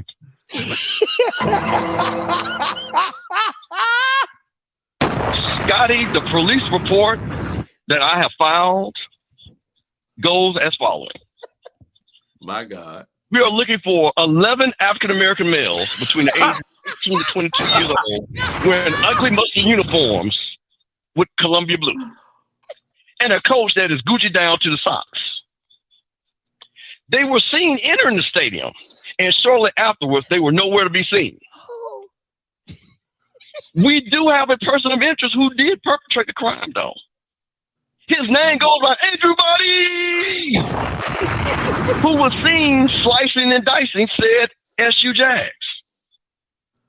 Scott, but you know what, though? The good thing about it is we have 20,000 witnesses who actually saw the crime.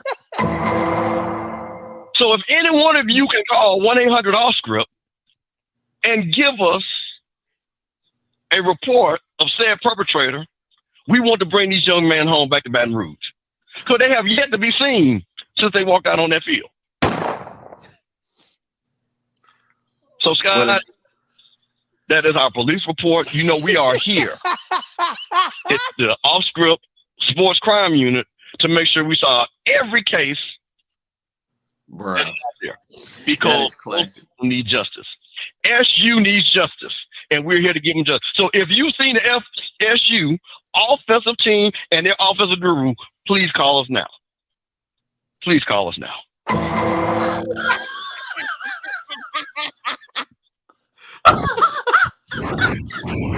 Oh my God, something is so wrong with you. So wrong with you. Oh man. Anything else, Detective?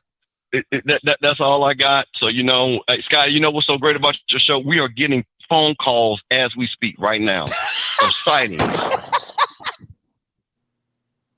They are standing there in an 18-wheeler truck with flags hanging on. So I'm going to call the state police because we need to bring those boys home. Their mothers are worried. The coach's wife is worried. We want to bring those boys home because they got to play on Saturday. And we want to make sure they're there. So I just want everybody to know the Offscript Sports Crime Unit is on the case, Scotty. We're on the case. Oh, y'all have a good night. Thank you. Thank you, Detective. Thank you. Oh my God. Something is so wrong with me. Oh man. 5505 coming to you. Hey, caller, you live. Hello? Yeah, you live. All right. Hey, I'm Kenny from Jersey. So I was thinking about something. I was thinking about the conversation you guys were having, over, the resources of HBCUs and how it's leading it to lack of performance. So I want to make a connection towards a current situation that's happening right now. You follow basketball, right? International basketball, right? Who follows international basketball? Nobody follows international. Let me explain real quick. Now, international right now soccer in Africa, there's a basketball tournament. The Afro basketball. Like Euro basketball, all these different basketballs, so you can apply to the FIBA World Cup. So for that, you have the nation of South Sudan. South Sudan was a nation that was created in 2011. So a nation with no resources, nothing like that, and yet right now they're 8-1, being nations that have much larger populations, with way more talent, and all these different things. So there is a possibility. It just needs to be the right people coming in to develop and come in. And I notice as well too, like a lot of HBCU people, recruits, they don't want to go to HBCUs because there's not a development there, not a lot of resources there to go, to be developed and then go to pros and stuff like that. You see that same type of issue with international soccer. We have all this African talent. Let me make a connection. In 2018, with France winning the World Cup, you look at the roster. It's a bunch of West Africans, North Africans, Arabs, and then people from the Caribbean. They could have played in all the different nations and stuff like that, but they all play for France because France had all the resources to develop them, bring them up, and to push that. HBCUs need to understand, like these African nations need to understand when it comes to international sports is not just the resources alone. If you bring the right people to come in there and you bring the resources, you just need one person. Like for South Sudan, you remember the player Luau Deng? His ethnic groups are originally from.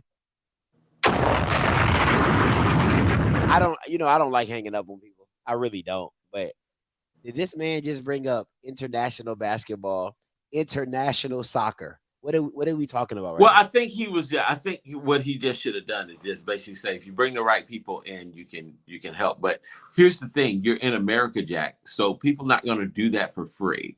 So now, unless your name is Deion, or they can, find something. They got to be able to get something out of it because they got to eat, they got to drink, they got to, pay for stuff. So, but I got what you're saying. Bringing the right people, it still costs money. 4620 coming to you. Hey, caller, you live. What else got his weight? What's up? So with the Texas Southern, I was watching that. Here's the problem I had with them when they pulled up on the second half. When I played, the coaches, if you had your chance to keep your foot on the neck, you keep it all the way through to carry that momentum in the next game. Absolutely. That's the problem I have with that. Because when they do that, we playing not to lose. It was the philosophy we had. If you're on the field, football field, trying to play not to get hurt, that's when you're gonna get hurt. So when you get in there trying to play not to lose, you're gonna lose. So I had a big problem with that game. But I've been kind of down and out for a while because I got sick, and the doctor told me to stop watching SWAC football for a couple of weekends because that's just so bad. That shit was just terrible. So I'm Just watching like this. that It's like joke. it's all coaches, huh? Just like that joke. Terrible. Absolutely terrible. So I'm watching it, like you said, with the one throw quarterback with Southern and all that kind of stuff or whatever. I just couldn't take it because it's straight coaching. The number one problem I see in the SWAC is straight coaching. Now my question is this: when it comes to the most disappointing season in the SWAC, who do you have? Because to me, it's between Southern and FAMU. Who do you think is the worst? Hey, the season ain't over. How you gonna have the worst season? Start now. The worst starting out probably have to be Southern. Probably. I mean, as of right now, I'm trying to look at the whole totality. It have to be Southern because they have the highest expectations. They had the highest expectation, and to get blanked by Texas Southern, they got shut out, bro. Yeah, it has to be Southern. You know what I'm saying? I can't even go A&M because A&M played an FBS school. They played a top-level FCS school, Austin P. They played Troy. You know what I'm saying? And the last two, they've looked better. He was talking about FAMU now. He said FAMU. No, he said any. Oh, well, FAMU this. Oh, yeah, FAMU this. Oh, God. Yeah, I gotta go FAM. I gotta go with FAM. Yeah, like because the game, even if they didn't win, if it was competitive, it would be okay. But yeah, FAM definitely gotta have the worst starting out than over Southern because you got 59-3, and everybody saw you as the second best team in the division, and you got demolished like that. Yeah, it'll go FAM number 1, Southern number 2. Cool. Last point. It's Kofi. I lived in Myrtle Beach when Coastal Carolina started up their team, and I can hit you up and tell you how they raise money locally to get that team going. How they do that? One, they went around to all the small local businesses, and they had the businesses. It could be like a mom and pop store. They took all their money, and they took this money to a regional bank. That regional bank matched that money. And they started out small. Coastal Carolina started out real small, kept everything at a minimum budget. First thing they hit up was the uniforms. They had people buying tickets before the ticket started. So everybody invested into the team before the team started. That's how they kicked in. And that bank was watching the monies, and they were getting their return on the monies and interest or whatever. They were financing that team. And the bank got that money. The people that invested early got their money back after about 3 seasons. That's how they started. Oh, wow. That's pretty dope. That's very awesome. Hey, man, appreciate it. It was all local investment. So, yep. I had to look.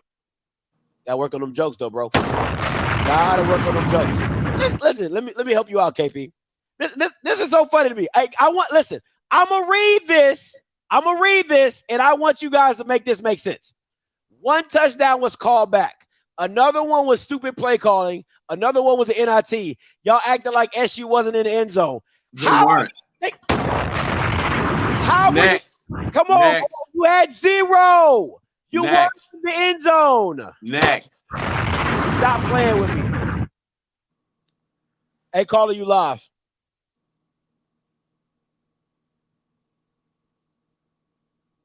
Hey, caller, you live. Yo. What's good? You live. Hey, what's going on, Scott? How you doing, bro? What's up? What's your name? Where you calling from? Hey, man, this Antonio, man, calling out of Tallahassee, man. What's going on with you, coach? What's good? What's up, my brother? Hey, so listen, man, I just want to say, you know what I'm saying, y'all doing a good job with the show, man. But listen, let me keep it real and tell y'all the truth, man, with this football thing and this FBS SWAC, it don't matter.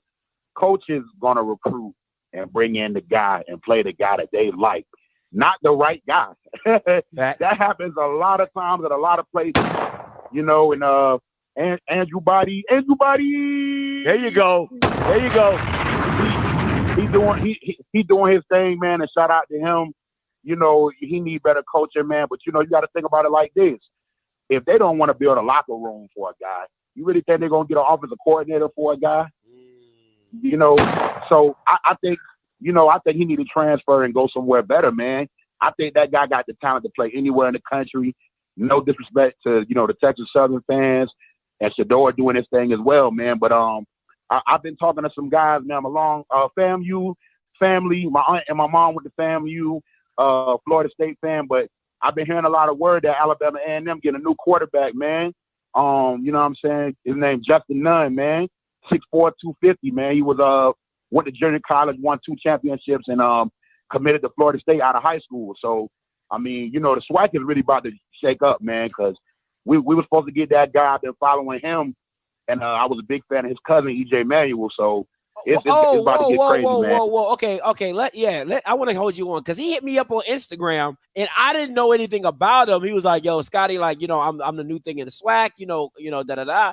And, you know, I didn't really know much about him. So tell me something about him. Real talk. Tell me something about him. No jokes. All jokes aside. Okay, so basically, you know, he was born in Norfolk, Virginia. His cousin E.J. Manuel, they all from that Hampton Roads area.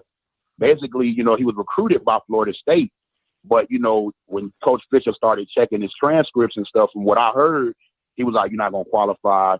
You got to go to a junior college, man." And so, you know, he went to a junior college in Mississippi, and you know, he was involved in a car accident with some of his friends. They were ran off the highway. And, you know, basically, you know, he was out for about a year and a half, maybe close to that. And he came back, man, and went to a different JUCO league and won 2 back-to-back championships there, a state championship and a national championship at North Florida Community College, and then transferred in with UCF as a walk-on, which Coach Heupel and those guys, and we know COVID came. So, you know, now, like I said, I believe the coach that's at Alabama A&M now, Coach Bull Ware, recruited him to go to Winston-Salem State some years ago. Now he's there now. So they've reconnected and reached back out. You know, like I said, I just kind of been getting some stories from different people and, you know, stuff like that. Yeah, okay. I ain't gonna lie. I was a little hesitant because I was like, I don't know who this kid is, you know, but, you know, people were talking about him. But I'm gonna look into him. Let's see what it's about, man. But appreciate the call, though, as always, bro. All right, man. Take care. Keep doing your thing. All right, last 2 callers, double T, double O. I feel like you got to respond to Mr. Campbell and then Coach Green for the headache hour for the last call. Hey, what's up, double T? All right, I heard my name, so I'm going to call real facts because this is what I know. So you over there running your mouth. An average mutual fund returns 16% a year. That compounded over 5 years is double. It's actually like 220%. And just so, I don't know nothing, I'll give y'all a free one. ETF average 18 to 22% return. I'll give you a free ETF, VOO. You did it 10 years ago, it's 350% return by name. So I don't know what I'm talking about. On top of that, if Mississippi Valley, if they for teachers and everything like that, I mean, what the football players going there for then? They going there not to play football? They bums then you saying they need not to go there. The next thing you talk about Davidson, what does it matter who founded the college? Go and jack their stuff. Cause a racist founded the college, you don't go and jack his stuff. What he's doing to get money for yourself, that sounds stupid. So whatever you talking about, I know stocks and blocks. Stocks and blocks is real estate and stocks. So don't say, oh, I sound stupid, I don't know what I'm talking about. I can give you a whole lot of mutual funds and ETFs that'll make more than 15%. That means 5 years, you make 100% of your money. Doing nothing. Easy. So what we talking about? Hey, that's it. Appreciate the call, double T, double O. And that's some straight north. What we talking about? It's guns and butters, baby. guns and butter. Guns and butter, baby. All right, Coach Green. Don't be on here talking some foolishness. We already know y'all Bama suck. All right, so keep it pushing. You live. So you ain't had to do all that, bro. Mr. Campbell already just roasted us completely with the Law and Order theme and everything. God damn. We deserve it though. Hey, I'm gonna take my medicine. I'm gonna take my medicine. But when we strike back, I'm coming back hard, straight up. Right after UAPB, but right? Anyway, what? Right after UAPB win, right? I mean, you gonna come back bragging after UAPB? Like No. I'm not gonna even brag off UAPB. Oh, okay. We got Alcorn after UAPB. Okay. You got PV. Alcorn. You actually got PV, but because I got some. Yes, you got PV. Cause look, after Alcorn, I got something to say to G. It's PV first, and then Alcorn. Know your schedule, sir. Know your schedule. Oh, I know my schedule. They're traumatized. It's okay. You need therapy. It's okay. But anyway, though, back to some matters that I want to get off Southern right now because everybody says enough about us. How do you feel about where North Carolina Central is ranked at? Do you think they should have been higher? If I'm being honest, I don't really even care, because I mean the MEAC probably cares more about the playoffs than the SWAC does because they actually care about football. So they actually care, but I really don't care because at the end of the day, if NCCU is that good, they're going to go to the Celebration Bowl. If they lose, they're probably going to get a playoff bid. So it is what it is. I mean, they're out of conference schedule, and the wins they can't be ignored. Absolutely. They can't be ignored. Yeah, but they can't take no days off because the conference is a whole lot tougher than what it appears to be. So, yeah. There you go. Oh, okay. All right. And then I got this. And I'm out. I got a phone call from the Dancing Dogs, and the message was sent to me to tell the bishop that they would no longer be answering calls for a month. So let Bishop know that he wouldn't. Man, y'all gotta work on y'all jokes, bro. Y'all really gotta work on y'all jokes. Like it's not like y'all think it's easy to be Mr. Campbell. It's not. Y'all think it's easy to be funny. It's not. Okay, it's not. It's a talent. Okay, it's a skill. That's why comedians get paid to tell jokes. All right, so it ain't as easy as you when he calls in and he does his bishop and it all. It's not as easy as y'all think it is. Okay, so just leave the jokes to the joke makers. That's not you. Okay. It's not you. It's not you at all, sir. What's up, Coach? Roses are red and violets are blue. You know what I'm saying? My name Bennett and I ain't in it. Like, what are we talking about? Like, what are we doing out here? There's a man named Tom who went downtown. Okay. Come on. Kofi, what you got coming up this week?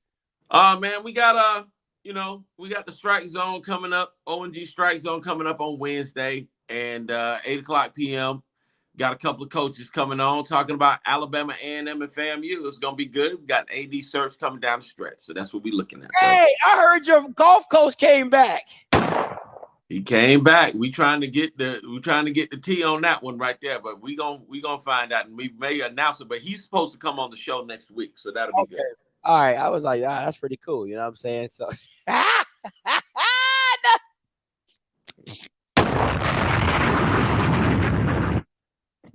your mammy. Now. He said Plankton. Y'all are stupid. Listen, man.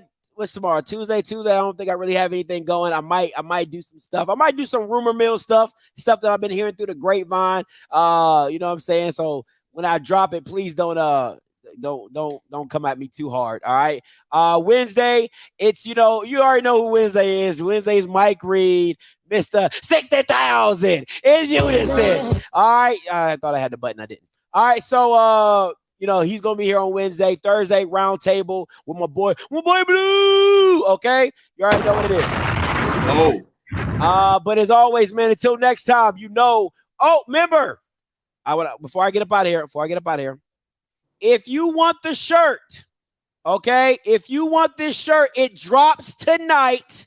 All right, it drops tonight. It's in the description below. Offscript merch. It is only on sale from today to Wednesday.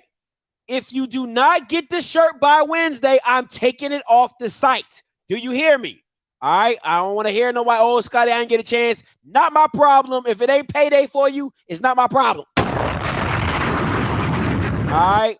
It's not my. I'll put it in all forms and fashions. I'll do it in long sleeve, short sleeve, hoodie, whatever you need. I'll put it at that. All right. I'm gonna do all functions, so it'll be all different type of forms. All right. So just make sure if you want it, go get it. All right, and it won't be cheap. I'm telling you that right now, it won't be cheap. So spend your money accordingly. All right, spend your money accordingly. All right, but listen, until next time, you know what I'm gonna do. I'ma holla. God bless.